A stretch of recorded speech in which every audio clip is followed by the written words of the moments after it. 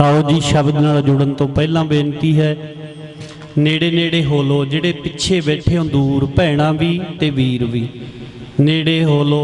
जिहड़े पिछे बैठे हो जमा पिछे नेड़े लग के बैठो। वीडियो बनती है फिर सोहणे लगदे हैं आपां बैठे नेड़े नेड़े हो के गुरु पातशाह दे, ते नाल बोलना भी है सारियां ने शब्दां दे विच। अज कबीर जी महाराज दा प्रकाश पुरब है। भगत कबीर जी महाराज जिन्हां दी बाणी गुरु ग्रंथ साहिब दे विच सारियां भगतां तो ज़्यादा है, उन्हां दा अवतार पुरब आपां मना रहे हैं।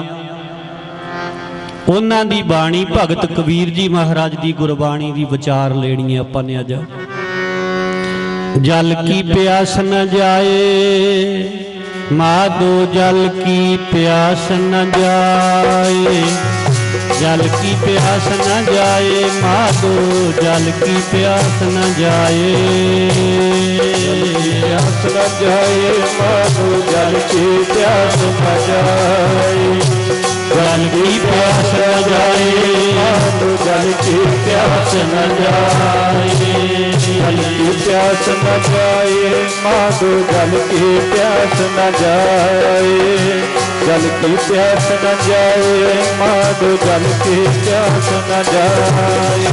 हाँ जल की प्यास न जाए, जल की प्यास न जाए, जल की प्यास न जाए माधो, जल की प्यास न जाए, जल की प्यास न जाए माधो, जल की प्यास न जाए, जल की प्यास न जाए माधो, जल की प्यास न जाए, जल की प्यास न जाए माधो, जल की प्यास न जाए, जल की प्यास न जाए माधो, जल की प्यास न जाए, माधो जल की प्यास न जाए, माधो जल की प्यास न जाए, माधो जल की प्यास न जाए, माधो जल की प्यास न जाए, माधो जल की प्यास न जाए, माधो जल की प्यास न जाए। जल में अग्नि उठी अधकारे, जल में अग्नि उठी अधकारे, जल में अग्नि उठी अधकारे, जल में अग्नि उठी अधकारे, जल में अग्नि उठी अधकारे, जल में अग्नि उठी अधकारे। जल की प्यास न जाए माधो, जल की प्यास न जाए, जल की प्यास न जाए, जल की प्यास न जाए, जल की प्यास न जाए माधो, जल की प्यास न जाए, जल की प्यास न जाए माधो, जल की प्यास न जाए, जल की प्यास न जाए माधो, जल की प्यास न जाए, जल की प्यास न जाए माधो, जल की प्यास न जाए। माधो जल की प्यास न जाए, जल में आगन उठी अधकाए, तू जल निध हाँ जल का मीन, जल में रहूं जलै बिन खीन, तू पिंजर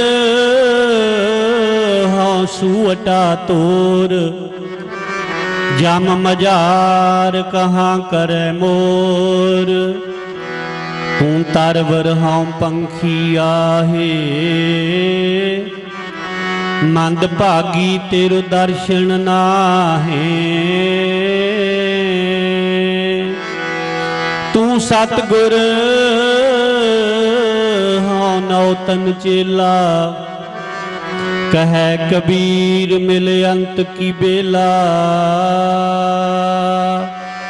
जल की प्यास न जाए माधो, जल की प्यास न जाए, जल की प्यास न जाए माधो, जल की प्यास न जाए, जल की प्यास न जाए माधो, जल की प्यास न जाए, जल की प्यास न जाए माधो, जल की प्यास न जाए, जल की प्यास न जाए माधो, जल की प्यास न जाए,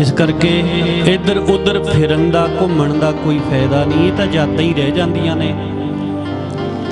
ਜਦ ਤੋਂ ਆਪਣਾ ਦੀਵਾਨ ਸਜਣ ਲੱਗੇ ਨੇ 2005 ਤੋਂ, ਜਦੋਂ ਪਿਛਲੀਆਂ ਵੀਡੀਓ ਦੀਵਾਨ ਵੇਖੀਂਦੇ ਨੇ ਕਿੰਨੇ ਨੇ, ਉਹਨਾਂ ਦੇ ਵਿੱਚ ਜਿਹੜੇ ਹੁਣ ਹੈ ਨਹੀਂ, ਪਰ ਉਹ ਦੀਵਾਨ ਦੇ ਵਿੱਚ ਬੈਠੇ ਦਿਸਦੇ ਨੇ। ਬਹੁਤ ਬੀਬੀਆਂ, ਬਹੁਤ ਵੀਰ ਬਜ਼ੁਰਗ ਸਾਡੇ ਜਿਹੜੇ ਆਇਆ ਕਰਦੇ ਸੀ, ਦੀਵਾਨ ਵਿੱਚ ਬੈਠਿਆ ਕਰਦੇ ਸੀ, ਤੇ ਹੁਣ ਵੀ ਉਹਨਾਂ ਦੇ ਦਰਸ਼ਨ ਉਹ ਹੈ ਨਹੀਂ, ਪਰ ਵੀਡੀਓ ਦੇ ਵਿੱਚ ਨੈੱਟ ਤੇ ਉਹ ਦਿਸ ਪੈਂਦੇ ਨੇ ਹੁਣ ਵੀ। ਇਹ ਯਾਦਾਂ ਹੀ ਹੁੰਦੀਆਂ ਨੇ। ਸੋ ਭਗਤ ਕਬੀਰ ਜੀ ਅੱਜ ਦੇ ਦਿਨ ਕਾਂਸੀ ਬਨਾਰਸ ਦੇ ਵਿੱਚ ਜਨਮੇ ਸਨ 1398 ਸਨ ਈਸਵੀ 1398। 3 ਸਦੀਆਂ 2 ਸਾਲ 14ਵੀਂ ਸਦੀ ਦੇ ਵੇਖੇ ਉਹਨਾਂ ਨੇ। 1398 ਪੂਰਾ 100 ਸਾਲ ਰਹੇ, ਫਿਰ 14ਵੀਂ 1400 15ਵੀਂ ਸਦੀ ਉਹਨਾਂ ਨੇ ਪੂਰੀ ਵੇਖੀ। ਫਿਰ 1518 ਦੇ ਵਿੱਚ 120 ਸਾਲ ਦੀ ਉਮਰ ਸਰੀਰ ਦੀ ਭੋਗੀ ਕਬੀਰ ਜੀ ਮਹਾਰਾਜ ਨੇ। ਮਾਤਾ ਲੋਈ ਦੇ ਨਾਲ ਸ਼ਾਦੀ ਹੋਈ, 2 ਬੱਚੇ, ਕਮਾਲਾ ਬੇਟਾ ਤੇ ਕਮਾਲੀ ਬੇਟੀ। 537 ਸ਼ਬਦ ਨੇ ਗੁਰੂ ਗ੍ਰੰਥ ਸਾਹਿਬ ਦੇ ਵਿੱਚ, ਸਾਰਿਆਂ ਭਗਤਾਂ ਤੋਂ ਜ਼ਿਆਦਾ ਬਾਣੀ। 537 ਵਿੱਚ ਸ਼ਲੋਕ ਜਿਹੜੇ ਆਪਾਂ ਭੋਗ ਵਾਲੇ ਦਿਨ ਸੁਣਦੇ ਹੁੰਦੇ ਆ, ਟੋਟਲ ਸ਼ਬਦ 537 ਸ਼ਬਦ ਨੇ ਕਬੀਰ ਜੀ ਮਹਾਰਾਜ ਦੇ ਗੁਰੂ ਗ੍ਰੰਥ ਸਾਹਿਬ ਦੇ ਵਿੱਚ। 120 ਸਾਲ ਦੀ ਅੱਜ ਉਹਨਾਂ ਨੇ ਆਪਣੇ ਸਰੀਰ ਦੀ ਭੋਗੀ, ਤੇ ਆਤਮਾ ਕਰਕੇ, ਕਰਨੀ ਕਰਕੇ, ਕਮਾਈ ਕਰਕੇ ਉਹ ਅੱਜ ਵੀ ਜਿਉਂਦੇ ਨੇ। ਆ ਮੱਥਾ ਟੇਕਦੇ ਆ, ਕਰੋੜਾਂ ਲੋਕ ਮੱਥਾ ਟੇਕ ਜਾਂਦੇ ਨੇ ਇੱਕ ਦਿਨ 'ਚ ਉਹਨਾਂ ਨੂੰ ਮੰਜੀ ਸਾਹਿਬ ਤੇ। ਗੌੜੀ ਰਾਗ ਦੇ ਵਿੱਚੋਂ ਸ਼ਬਦ ਹੈ ਜਿਹੜਾ ਆਪਾਂ ਨੇ ਗਾਇਨ ਕੀਤਾ, ਮਾਧੋ। ਮਾਧੋ ਦਾ ਅਰਥ ਹੁੰਦਾ ਹੈ ਮਾਇਆ ਦਾ ਪਤੀ, ਮਾਧਵ ਪਰਮੇਸ਼ਰ। ਐ ਮਾਇਆ ਦੇ ਪਤੀ ਪਰਮੇਸ਼ਰ ਮਾਧਵ, ਮਾਧੋ ਜਲ ਕੀ ਪਿਆਸ ਨਾ ਜਾਏ। ਜਿਵੇਂ ਹੁਣ ਗਰਮੀ ਹੈ, ਆਪਾਂ ਨੂੰ ਵੀ ਜਲ ਦੀ, ਪਾਣੀ ਦੀ ਪਿਆਸ ਲੱਗਦੀ ਹੈ ਬਾਰ-ਬਾਰ, ਪਰ ਇਹ ਉਹ ਪਾਣੀ ਦੀ ਗੱਲ ਨਹੀਂ, ਪੀਣ ਵਾਲੇ ਪਾਣੀ ਦੀ ਗੱਲ ਨਹੀਂ। ਜਲ ਕਹਿੰਦੇ ਨੇ ਪਾਣੀ ਨੂੰ, ਪਾਣੀ ਆਪਾਂ ਪੰਜਾਬੀ 'ਚ ਕਹਿੰਦੇ ਆ ਤੇ ਹਿੰਦੀ 'ਚ ਜਲ ਕਿਹਾ ਜਾਂਦਾ ਹੈ। ਮਾਧੋ ਜਲ ਕੀ ਪਿਆਸ ਨਾ ਜਾਏ। ਐ ਪਰਮੇਸ਼ਰ ਤੇਰੇ ਨਾਮ ਰੂਪੀ ਜਲ ਦੀ, ਤੇਰੇ ਨਾਮ ਰੂਪੀ ਦੀ, ਨਾਮ ਰੂਪੀ ਪਾਣੀ ਦੀ, ਅੰਮ੍ਰਿਤ ਜਲ ਦੀ ਮੇਰੀ ਪਿਆਸ ਨਹੀਂ ਬੁਝਦੀ। ਜਿਉਂ-ਜਿਉਂ ਮੈਂ ਜਪਦਾ ਤੇ ਮੇਰਾ ਦਿਲ ਕਰਦਾ ਵੀ ਹੋਰ ਜਪਾਂ। ਜਿਵੇਂ ਪਿਆਸਾ ਬੰਦਾ ਪਾਣੀ ਦਾ ਗਲਾਸ ਪੀ ਲਿਆ, ਫਿਰ ਕਹਿੰਦਾ ਇੱਕ ਹੋਰ ਪੀ ਲਵਾਂ, ਫਿਰ ਕਹਿੰਦੇ ਇੱਕ ਹੋਰ ਪੀ ਲਵਾਂ, ਇੱਕ ਹੋਰ ਪੀ ਲਵਾਂ। ਜਿਵੇਂ ਪਿਆਸੇ ਬੰਦੇ ਨੂੰ ਬਾਰ-ਬਾਰ ਤ੍ਰਿਖਾ ਲੱਗਦੀ ਹੈ, ਪਿਆਸ ਲੱਗਦੀ ਹੈ, ਕਬੀਰ ਜੀ ਮਹਾਰਾਜ ਕਹਿੰਦੇ ਐ ਪਰਮੇਸ਼ਰ ਤੇਰੇ ਨਾਮ ਰੂਪੀ ਅੰਮ੍ਰਿਤ ਪਾਣੀ ਦੀ, ਅੰਮ੍ਰਿਤ ਜਲ ਦੀ ਮੇਰੇ ਮਨ ਨੂੰ ਪਿਆਸ ਲੱਗਦੀ ਹੈ। ਮਾਧੋ ਜਲ ਕੀ ਪਿਆਸ ਨਾ ਜਾਏ। ਤੇਰੇ ਨਾਮ ਜਪਣ ਦੀ ਤਰੇ ਮੇਰੀ ਖਤਮ ਨਹੀਂ ਹੋ ਰਹੀ। ਤੇ ਆਪਾਂ ਤਾਂ ਨਿਤਨੇਮ ਕਰਿਆ, ਨਵੇੜਿਆ ਕੰਮ, ਬਸ ਠੀਕ ਹੈ, ਨਿਤਨੇਮ ਹੋ ਗਿਆ, ਨਿਤਨੇਮ ਕਰ ਲਿਆ। ਇੰਨਾ ਕੀ ਕਰਦੇ ਆ? ਚਲੋ ਜਿਹੜੇ ਕਰਦੇ ਨੇ ਇੰਨਾ ਵੀ, ਉਹ ਵੀ ਧੰਨ ਨੇ ਜਿਹੜੇ ਕਰ ਲੈਂਦੇ ਨੇ। ਪਰ ਇੱਥੇ ਇੱਕ ਆਪਾਂ ਕਹਿ ਦਿੰਦੇ ਆ ਵੀ ਠੀਕ ਹੈ, ਹੁਣ ਸੰਤੁਸ਼ਟੀ ਆ ਗਈ। ਤੇ ਕਬੀਰ ਜੀ ਮਹਾਰਾਜ ਕਹਿੰਦੇ ਮੈਨੂੰ ਸੰਤੁਸ਼ਟੀ ਨਹੀਂ ਆਉਂਦੀ, ਮੈਨੂੰ ਬਾਰ-ਬਾਰ ਦਿਲ ਕਰਦਾ ਹੈ, ਬਾਰ-ਬਾਰ ਮੇਰਾ ਮਨ ਚਾਹੁੰਦਾ ਹੈ ਮੈਂ ਜਪਾਂ ਜਪਾਂ ਸਿਮਰਾਂ। ਨਾਮ ਦੀ ਪਿਆਸ ਮੇਰੀ ਖਤਮ ਹੀ ਨਹੀਂ ਹੋ ਰਹੀ। ਮਾਧੋ ਜਲ ਕੀ ਪਿਆਸ ਨਾ ਜਾਏ, ਜਲ ਮੈਂ ਆਗਨ ਉੱਠੀ ਅਧਕਾਏ। ਜਿਉਂ-ਜਿਉਂ ਮੈਂ ਜਪਦਾ, ਜਿਉਂ-ਜਿਉਂ ਸਿਮਰਦਾ, ਇਸ ਨਾਮ ਰੂਪੀ ਜਲ ਦੇ ਵਿੱਚ ਤਿਰਖਾ ਰੂਪੀ ਅਗਨ ਹੋਰ ਪ੍ਰਚੰਡ ਹੋਈ ਜਾਂਦੀ ਹੈ, ਹੋਰ ਤੇਜ਼ ਹੋਈ ਜਾਂਦੀ ਹੈ। ਵੀ ਹੋਰ ਜਪਾਂ, ਹੋਰ ਸਿਮਰਾਂ, ਹੋਰ ਟਾਈਮ ਮੈਂ ਵਿਚਾਰ ਕਰਾਂ ਬ੍ਰਹਮ ਦੀ। ਜਲ ਮੈਂ ਅਗਨ, ਅਗਨ ਮਤਲਬ ਤ੍ਰਿਸ਼ਨਾ, ਨਾਮ ਜਪਣ ਦੀ ਤ੍ਰਿਸ਼ਨਾ। ਇੱਕ ਮਾਇਆ ਦੀ ਤ੍ਰਿਸ਼ਨਾ ਹੁੰਦੀ ਹੈ ਤੇ ਇੱਕ ਨਾਮ ਜਪਣ ਦੀ ਤ੍ਰਿਸ਼ਨਾ ਹੁੰਦੀ ਹੈ। ਤ੍ਰਿਸ਼ਨਾ ਤੇ ਤ੍ਰਿਖਾ, ਤ੍ਰਿਸ਼ਨਾ ਦੀ ਅੱਗ। ਜਿਉਂ-ਜਿਉਂ ਮੈਂ ਜਪਦਾ, ਜਿਉਂ-ਜਿਉਂ ਸਿਮਰਦਾ ਮੇਰੇ ਵਾਹਿਗੁਰੂ ਜੀ, ਤਿਉਂ-ਤਿਉਂ ਹੋਰ ਤ੍ਰਿਖਾ ਲੱਗੀ ਜਾਂਦੀ ਹੈ। ਜਲ ਮੈਂ ਅਗਨ ਉੱਠੀ ਅਧਕਾਏ, ਅਧਕ ਹੋਰ ਜ਼ਿਆਦਾ। ਤੂੰ ਜਲ ਨਿਧ, ਤੂੰ ਜਲ ਦਾ ਖਜ਼ਾਨਾ ਹੈ, ਨਾਮ ਰੂਪੀ ਜਲ ਦਾ ਖਜ਼ਾਨਾ ਹੈ ਤੂੰ। ਜਲ ਦੇ ਵਿੱਚ, ਪਾਣੀ ਦੇ ਵਿੱਚ ਕੀ ਰਹਿੰਦਾ ਹੁੰਦਾ ਹੈ? ਮੱਛੀਆਂ ਤੇ ਮੱਛ। ਐ ਪਰਮੇਸ਼ਰ ਤੂੰ ਪਾਣੀ ਹੈ, ਤੂੰ ਜਲ ਹੈ ਤੇ ਮੈਂ ਨਿੱਕਾ ਜਿਹਾ ਮੱਛ ਹਾਂ, ਤੇਰੇ ਵਿੱਚ ਹਾਂ। ਮੱਛ ਦੀ ਜ਼ਿੰਦਗੀ ਪਾਣੀ ਕਰਕੇ ਹੁੰਦੀ ਹੈ। ਪਾਣੀ ਤੋਂ ਬਾਹਰ ਨਿਕਲ ਕੇ ਜਿਵੇਂ ਮੱਛ ਜਿਉਂਦਾ ਨਹੀਂ ਰਹਿ ਸਕਦਾ, ਮੱਛੀ ਜਿਉਂਦੀ ਨਹੀਂ ਰਹਿ ਸਕਦੀ। ਹੇ ਵਾਹਿਗੁਰੂ, ਮੈਂ ਤੇਰੇ ਵਿੱਚੋਂ ਸੁਰਤ ਮੇਰੀ ਨਿਕਲ ਕੇ ਜਿਉਂਦੀ ਨਹੀਂ ਰਹਿ ਸਕਦੀ। ਤੂੰ ਸਵਾਸ ਚਲਾ ਰਹੇ ਮੇਰੇ, ਤਾਂ ਮੈਨੂੰ ਸਵਾਸ ਆ ਰਹੇ ਨੇ। ਤੂੰ ਮੇਰੀ ਨਬਜ਼ ਧੜਕਾ ਰਹੇ, ਦਿਲ ਧੜਕਾ ਰਹੇ ਮੇਰਾ, ਤੇਰੇ ਕਰਕੇ ਮੇਰੀ ਜ਼ਿੰਦਗੀ ਹੈ। ਤੂੰ ਜਲ ਨਿਧ ਹਾਂ, ਜਲ ਕਾ ਮੀਨ, ਮੀਨ ਮਤਲਬ ਮੱਛ। ਤੂੰ ਪਾਣੀ ਹੈ ਤੇ ਮੈਂ ਤੇਰੇ ਵਿੱਚ ਮੱਛ ਹਾਂ ਨਿੱਕਾ ਜਿਹਾ। ਜਲ ਮੈਂ ਰਹੂੰ, ਜਲ ਹੈ ਬਿਨ ਖੀਨ। ਮੈਂ ਤੇਰੇ ਵਿੱਚ, ਮੇਰੀ ਸੁਰਤ ਰਹਿੰਦੀ ਹੈ ਜਿਵੇਂ ਮੱਛੀ ਪਾਣੀ ਵਿੱਚ ਰਹਿੰਦੀ ਹੈ। ਪਰਮੇਸ਼ਰ ਸਰਬ ਵਿਆਪੀ ਹੈ, ਸਾਰੇ ਪਸਰਿਆ ਹੋਇਆ, ਵਿਆਪਿਆ ਹੋਇਆ। ਤੇ ਉਹ ਸਰਬ ਵਿਆਪੀ ਪਰਮੇਸ਼ਰ ਦੇ ਵਿੱਚ ਕਬੀਰ ਜੀ ਮਹਾਰਾਜ ਕਹਿੰਦੇ ਮੇਰੀ ਸੁਰਤ ਟਿਕੀ ਹੋਈ ਹੈ। ਸੁਰਤ ਰਹਿੰਦੀ ਹੈ, ਤੇਰੇ ਵਿੱਚ ਰਹਿੰਦੀ ਹੈ। ਜਦੋਂ ਤੇਰੇ ਵਿੱਚ ਸੁਰਤ ਮੇਰੀ ਰਹਿੰਦੀ ਹੈ, ਤੇਰੇ ਵਿੱਚ ਸੁਰਤ ਟਿਕੀ ਹੈ, ਮੈਂ ਬੜੇ ਕੌਤਕ ਵੇਖ ਰਹੇ ਹਾਂ, ਜਗਤ ਦੇ ਵਿੱਚ ਵਰਤਾਰੇ ਵੇਖ ਰਹੇ ਹਾਂ। ਇਸ ਗੌੜੀ ਦੀ ਹੋਰ ਵਿਚਾਰ ਅਗਲੀਆਂ ਪੰਕਤੀਆਂ 'ਚ ਕਰ ਲਈਏ। ਤੂੰ ਜਲ ਨਿਧ ਹਾਂ, ਜਲ ਕਾ ਮੀਨ, ਜਲ ਮੈਂ ਰਹੂੰ, ਜਲੈ ਬਿਨ ਖੀਨ। ਜਲ ਤੋਂ ਬਿਨਾ ਮੇਰੀ ਜ਼ਿੰਦਗੀ ਖਤਮ, ਸਮਾਪਤ ਹੋ ਜਾਂਦੀ ਹੈ। ਤੂੰ ਪਿੰਜਰ ਹਾਂ, ਸੂਹਟਾ ਤੋਰ। ਤੂੰ ਪਿੰਜਰਾ ਹੈ, ਜਿਵੇਂ ਪਿੰਜਰੇ ਦੇ ਵਿੱਚ ਤੋਤਾ ਹੁੰਦਾ ਹੈ। ਪਿੰਜਰੇ ਦੇ ਵਿੱਚ ਜਦੋਂ ਤੋਤਾ ਹੁੰਦਾ ਹੈ, ਉਹਨੂੰ ਬਿੱਲਾ ਬਿੱਲੀ ਕੁਝ ਨਹੀਂ ਵਿਗਾੜ ਸਕਦੇ। ਪਿੰਜਰੇ ਵਿੱਚ, ਪਿੰਜਰੇ ਵਾਲੇ ਤੋਤੇ ਨੂੰ। ਤੂੰ ਹਾਂ ਸੂਹਟਾ, ਮੈਂ ਸੂਹਟਾ ਕਹਿੰਦੇ ਨੇ ਤੋਤੇ ਨੂੰ। ਮੈਂ ਤੋਤਾ ਤੇ ਤੂੰ ਮੇਰਾ ਪਿੰਜਰਾ ਹੈ, ਮੈਂ ਤੇਰੇ ਵਿੱਚ ਹਾਂ। ਹਾਂ ਸੂਹਟਾ ਤੂੰ ਪਿੰਜਰ ਮੋਰ, ਜਮ ਮਝਾਰ ਕਹਾਂ ਕਰੇ ਮੋਰ। ਮੋਰ ਮਤਲਬ ਮੈਨੂੰ ਮੌਤ ਕੀ ਕਰ ਸਕਦੀ ਹੈ? ਮਝਾਰ ਬਿੱਲੇ ਨੂੰ ਕਹਿੰਦੇ ਨੇ। ਜਮ ਮਝਾਰ ਕਹਾਂ ਕਰੇ ਮੋਰ, ਜਮ ਰੂਪੀ ਬਿੱਲਾ ਮੇਰਾ ਕੀ ਵਿਗਾੜ ਸਕਦਾ ਹੈ? ਜਦੋਂ ਮੈਂ ਤੂੰ ਤੇਰੇ ਪਿੰਜਰੇ ਦੇ ਵਿੱਚ ਆ, ਤੇਰੇ ਪਿੰਜਰੇ ਦੇ ਵਿੱਚ ਆ ਮੈਂ। ਤੂੰ ਤਰਬਰ ਹਾਂ ਪੰਖੀ ਆਹੇ। ਤਰਬਰ ਕਹਿੰਦੇ ਨੇ ਰੁੱਖ ਨੂੰ, ਤਰਬਰ ਕਹਿੰਦੇ ਨੇ ਦਰਖਤ ਨੂੰ। ਪਰਮੇਸ਼ਰ ਜੀ ਤੂੰ ਤਾਂ ਹੈ ਬਿਰਸ਼, ਤੂੰ ਤਾਂ ਹੈ ਰੁੱਖ। ਰੁੱਖ ਤੇ ਹੁੰਦਾ ਪੰਛੀ, ਤੇ ਮੈਂ ਹਾਂ ਤੇਰੇ ਤੇ ਰਹਿ, ਤੇਰੇ ਦਰਸ਼ਨ ਨਾ ਹੈ। ਰਹਿੰਦੇ ਤੇਰੇ ਤੇ ਆ, ਤੂੰ ਰੁੱਖ ਬਣਿਆ ਹੋਇਆ ਪਰ ਤੇਰਾ ਦਰਸ਼ਨ ਨਹੀਂ ਹੁੰਦਾ। ਰੁੱਖ ਦਿਸਦਾ, ਰੁੱਖ ਦੇ ਵਿੱਚ ਵਸਦਾ ਵਾਹਿਗੁਰੂ ਨਹੀਂ ਦਿਸਦਾ। ਪਾਣੀ ਦਿਸਦਾ, ਪਾਣੀ ਦੇ ਵਿੱਚ ਵਸਦਾ ਵਾਹਿਗੁਰੂ ਨਹੀਂ ਦਿਸਦਾ। ਜੀਵ ਦਿਸਦੇ ਨੇ, ਜੀਵਾਂ ਦੇ ਵਿੱਚ ਵਸਦਾ ਰਾਮ ਨਹੀਂ ਦਿਸਦਾ। ਤੂੰ ਤਰਬਰ ਹਾਂ ਪੰਖੀ ਆਹੇ, ਮੰਦ ਭਾਗੀ ਤੇਰੇ ਦਰਸ਼ਨ ਨਾਹੀ। ਤੂੰ ਸਤਿਗੁਰ ਹਾਂ ਨਾਉ ਤਨ ਚੇਲਾ। ਤੂੰ ਮੇਰਾ ਸਤਿਗੁਰੂ ਹੈ, ਮੈਂ ਤੇਰਾ ਨਵਾਂ ਨਵਾਂ ਜਿਹਾ ਚੇਲਾ।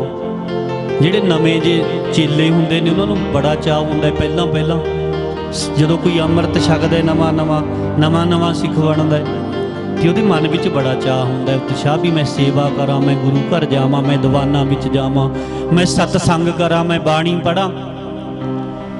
ਨਵਾਂ ਜਦੋਂ ਲੱਗਿਆ ਹੁੰਦਾ, ਨਵਾਂ ਸਿੱਖ ਬਣਦਾ ਨਵਾਂ ਨਵਾਂ ਲੱਗਦਾ ਹੈ, ਉਦੋਂ ਬਹੁਤ ਚਾਅ ਹੁੰਦਾ ਹੈ, ਪਰ ਜਿਉਂ-ਜਿਉਂ ਸਮਾਂ ਬੀਤਦਾ ਹੈ ਚਾਅ ਘਟੀ ਜਾਂਦਾ ਹੈ। ਕਬੀਰ ਜੀ ਦੀ ਜ਼ਿੰਦਗੀ ਇਦਾਂ ਨਹੀਂ ਸੀ, ਉਹ ਉਲਟ ਸੀ। ਉਹ ਕਹਿੰਦੇ ਸੀ ਮੈਨੂੰ ਹਰ ਰੋਜ਼ ਉਤਸ਼ਾਹ ਵੱਧ ਰਿਹਾ ਮੇਰੇ ਅੰਦਰ। ਜਿਵੇਂ ਨਵਾਂ ਜਾਂ ਸਿੱਖ ਨਵਾਂ ਜਾਂ ਚੇਲਾ ਉਹਨੂੰ ਚਾਅ ਹੁੰਦਾ ਹੈ ਸੇਵਾ ਕਰਨ ਦਾ, ਬਾਣੀ ਪੜ੍ਹਨ ਦਾ। ਕਿਉਂਕਿ ਜਿਉਂ-ਜਿਉਂ ਸਮਾਂ ਬੀਤਦਾ ਫਿਰ ਕਈਆਂ ਦੇ ਨਾਲ ਈਰਖਾ ਹੋ ਜਾਂਦੀ ਹੈ, ਬਖੀਲੀ ਹੋ ਜਾਂਦੀ ਹੈ ਵੀ ਉਹ ਆਹ ਨਹੀਂ ਕਰਦਾ ਮੈਂ ਕਿਉਂ ਕਰਾਂ, ਫਲਾਣਾ ਕੰਮ ਉਹ ਨਹੀਂ ਕਰਦਾ ਮੈਂ ਕਿਉਂ ਕਰਾਂ, ਫਲਾਣਾ ਇਹੋ ਜਿਹੇ ਕੱਪੜੇ ਪਾਉਂਦਾ ਮੈਂ ਫਿਰ ਇਹੋ ਜਿਹੇ ਘਟੀਆ ਕਿਉਂ ਪਾਵਾਂ, ਫਲਾਣਾ ਇਹੋ ਜਿਹਾ ਖਾਣਾ ਖਾਂਦਾ ਮੈਂ ਇਹੋ ਜਿਹਾ ਕਿਉਂ ਖਾਵਾਂ। ਇੱਦਾਂ ਦੀਆਂ ਗੱਲਾਂ ਬੰਦੇ ਦੇ ਦਿਮਾਗ ਵਿੱਚ ਵਸਦੀਆਂ ਰਹਿੰਦੀਆਂ ਨੇ। ਜੇ ਤਾਂ ਹੋਵੇ ਅੱਗੇ ਵਧਣ ਦੀ ਤਾਂਘ, ਫੇਰ ਤਾਂ ਇਹਨਾਂ ਗੱਲਾਂ ਨੂੰ ਲਤਾੜ ਜਾਂਦਾ ਹੈ, ਫੇਰ ਤਾਂ ਇਹਨਾਂ ਗੱਲਾਂ ਨੂੰ ਛੱਡ ਦਿੰਦਾ ਹੈ। ਪਰ ਤਾਂ ਹੁੰਦਾ ਹੈ ਜੇ ਇੱਛਾ ਹੋਵੇ ਵਾਹਿਗੁਰੂ ਤੱਕ ਅੱਪੜਨ ਦੀ, ਨਹੀਂ ਤਾਂ ਇਹਨਾਂ ਗੱਲਾਂ ਦੇ ਵਿੱਚ ਹੀ ਉਲਝ ਜਾਂਦਾ ਹੈ ਬੰਦਾ। ਇਹਨਾਂ ਗੱਲਾਂ ਦੇ ਵਿੱਚ ਹੀ, ਇਹੋ ਜਿਹੀਆਂ ਖਾਣ ਪੀਣ ਦੀਆਂ ਗੱਲਾਂ ਦੇ ਵਿੱਚ ਹੀ ਉਲਝ ਕੇ ਰਹਿ ਜਾਂਦਾ ਹੈ ਤੇ ਨਾਮ ਸਿਮਰਨ ਵੱਲੋਂ, ਬਾਣੀ ਵੱਲੋਂ ਫਿੱਕਾ ਪੈ ਜਾਂਦਾ ਹੈ, ਪਿੱਛੇ ਹਟਣ ਲੱਗ ਜਾਂਦਾ ਹੈ, ਹੋਰ ਗਲਤ ਗੱਲਾਂ ਦੇ ਵਿੱਚ ਅੱਗੇ ਵੱਧਦਾ ਰਹਿੰਦਾ ਹੈ। ਕਬੀਰ ਜੀ ਕਹਿੰਦੇ ਮੈਂ ਇਦਾਂ ਦਾ ਨਹੀਂ ਹਾਂ, ਮੈਂ ਤਾਂ ਐਂ ਲੱਗਦਾ ਵੀ ਹੁਣੀ ਸਿੱਖ ਸਜਿਆ, ਮੈਂ ਹੁਣੀ ਚੇਲਾ ਬਣਿਆ ਗੁਰੂ ਦਾ। ਨੌ ਤਨ ਨਵਾਂ ਜਾ ਤੂੰ ਸਤਿਗੁਰ ਹਾਂ, ਨੌ ਤਨ ਚੇਲਾ। ਹੇ ਵਾਹਿਗੁਰੂ ਮੈਂ ਤਾਂ ਐਵੇਂ ਲੱਗਦਾ ਵੀ ਨਵਾਂ ਹੀ ਤੇਰਾ ਚੇਲਾ ਬਣਿਆ, ਤੂੰ ਮੇਰਾ ਸਤਿਗੁਰੂ ਹੈ। ਕਹੈ ਕਬੀਰ ਮਿਲ ਅੰਤ ਕੀ ਬੇਲਾ। ਅੰਤ ਕੀ ਬੇਲਾ ਭਾਵ ਮੈਂ ਹੋਰ ਕੁਝ ਕਰਦਾ ਹੀ ਨਹੀਂ, ਤੇਰੇ ਨਾਮ ਜਪਣ ਤੋਂ ਬਿਨਾ ਕੋਈ ਕਰਮ ਕਾਂਡ ਨਹੀਂ ਕਰਦਾ। ਅੰਤ ਅਖੀਰ ਤੇਰੇ ਤੇ ਹੈ ਮੇਰਾ, ਮੇਰਾ ਆਰੰਭਤਾ ਵੀ ਤੇਰੇ ਤੇ ਮੇਰਾ ਅੰਤ ਵੀ ਤੇਰੇ ਤੇ ਹੀ ਹੈ। ਆਦ ਅੰਤ ਮੇਰਾ ਤੇਰੇ 'ਚ ਹੀ ਹੈ, ਤੇਰੇ ਚੋਂ ਹੀ ਪੈਦਾ ਹੋਇਆ, ਤੇਰੇ ਵਿੱਚ ਹੀ ਰਹਿ ਰਹੇ ਹਾਂ ਤੇ ਤੇਰੇ ਵਿੱਚ ਹੀ ਸਮਾ ਜਾਣਾ ਮੈਂ। ਤੂੰ ਸਤਿਗੁਰ ਹੋ ਨੌ ਤਨ ਚੇਲਾ, ਕਹੈ ਕਬੀਰ ਮਿਲ ਅੰਤ ਕੀ ਬੇਲਾ। ਹੇ ਵਾਹਿਗੁਰੂ ਕਦੇ ਤਾਂ ਮਿਲੇਗਾ ਹੀ, ਪਰ ਜਿਉਂ-ਜਿਉਂ ਕਹਿੰਦੇ ਮੈਂ ਸਿਮਰਨ ਕਰਦਾ ਨਾ, ਬੰਦਗੀ ਕਰਦਾ, ਜਿਉਂ-ਜਿਉਂ ਮੈਂ ਉੱਚਾ ਉੱਠਦਾ, ਜਿਹੜੀ ਗੱਲ ਆਪਾਂ ਕਰਦੇ ਸੀ ਈਰਖਾ ਵਖੀਲੀ ਦੀ, ਤੇ ਜਿਉਂ-ਜਿਉਂ ਕਬੀਰ ਜੀ ਦੀ ਬੰਦਗੀ ਸਿਮਰਨ ਵੱਧ ਰਿਹਾ, ਗਿਆਨ ਦਾ ਵਾਧਾ ਹੋ ਰਿਹਾ ਹੈ, ਤੇ ਉਸ ਵਕਤ ਦੇ ਕਾਜੀ ਪੰਡਤ ਈਰਖਾ ਕਰਨ ਲੱਗ ਗਏ। ਕਿਉਂਕਿ ਕਬੀਰ ਜੀ ਦਾ ਜਨਮ ਸੀ ਮੁਸਲਮਾਨਾਂ ਦੇ ਘਰ ਦਾ, ਜਪਦੇ ਸੀ ਰਾਮ ਰਾਮ। ਮੁਸਲਮਾਨ ਤਾਂ ਅੱਲਾ ਜਪਦੇ ਹੁੰਦੇ ਨੇ, ਪਰ ਕਬੀਰ ਜੀ ਦਾ ਉਲਟ ਸੀ ਕੰਮ। ਉਹ ਕਿਉਂਕਿ ਕਾਂਸੀ ਦੇ ਵਿੱਚ ਜਨਮ ਹੋਇਆ ਸੀ, ਕਾਂਸੀ ਦੇ ਵਿੱਚ ਹਰ ਸਮੇਂ ਹਰ ਵਕਤ ਸਾਧੂ ਔਰ ਕਥਾ ਕਰਨ ਵਾਲੇ, ਕੀਰਤਨ ਕਰਨ ਵਾਲੀਆਂ ਮੰਡਲੀਆਂ ਗੰਗਾ ਦੇ ਕਿਨਾਰੇ ਵਸਿਆ ਹੋਇਆ ਹੋਣ ਕਰਕੇ ਕਾਂਸੀ ਸ਼ਹਿਰ, ਬਨਾਰਸ ਸ਼ਹਿਰ, ਉੱਥੇ ਕਥਾ ਕੀਰਤਨ ਪੜ੍ਹੇ ਲਿਖੇ ਵਿਦਵਾਨ ਪੰਡਤ ਹੁੰਦੇ, ਕਥਾ ਕਰਦੇ ਸੀ ਮੰਦਰਾਂ ਦੇ ਵਿੱਚ, ਥਾਂ ਤੇ ਕਥਾ ਹੁੰਦੀ ਸੀ। ਤੇ ਕਬੀਰ ਜੀ ਬਚਪਨੇ ਤੋਂ ਸੁਣਿਆ ਕਰਦੇ ਸੀ, ਚਾਅ ਸੀ, ਲਗਨ ਸੀ। ਇਦਾਂ ਤਾਂ ਹੈ ਹੀ ਨਹੀਂ ਸੀ ਵੀ ਮੈਂ ਰਾਮ ਕਿਉਂ ਕਹਾਂ ਜਾਂ ਮੈਂ ਅੱਲਾ ਕਿਉਂ ਕਹਾਂ। ਸਾਰੇ ਨਾਮ ਵਰਤੇ ਨੇ ਉਹਨਾਂ ਨੇ ਗੁਰਬਾਣੀ ਦੇ ਵਿੱਚ। ਉਹਨਾਂ ਦਾ ਪਿਆਰ ਤਾਂ ਵਾਹਿਗੁਰੂ ਦੇ ਨਾਲ ਸੀ, ਪਰਮੇਸ਼ਰ ਦੇ ਨਾਲ, ਤੇ ਨਾਮ ਸਾਰੇ ਉਹਦੇ ਨੇ। ਕੋਈ ਬੋਲੇ ਰਾਮ ਰਾਮ, ਕੋਈ ਖੁਦਾਏ, ਕੋਈ ਸੇਵੈ ਗੁਸਈਆ, ਕੋਈ ਅਲਾਹੇ। ਜਿਉਂ-ਜਿਉਂ ਬੰਦਗੀ ਕਰਦੇ ਨੇ, ਕਾਜੀ ਵੀ ਪੰਡਤ ਵੀ ਈਰਖਾ ਕਰਦੇ ਨੇ, ਨਿੰਦਾ ਕਰਦੇ ਨੇ ਕਬੀਰ ਜੀ ਦੀ।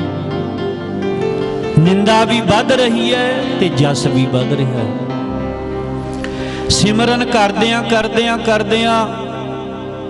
ਫਿਰ ਉਹ ਅੱਗੇ ਜਾ ਕੇ ਗੌੜੀ ਕਬੀਰ ਜੀ ਕੀ ਨਾਲ ਰਲਾਏ ਲਿਖਿਆ ਮਹੱਲਾ 5ਵਾਂ।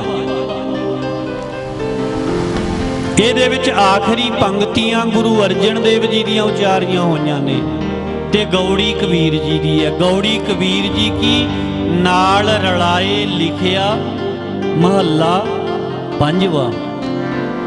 ਐਸੋ ਅਚਰਜ ਦੇਖਿਓ ਕਬੀਰ।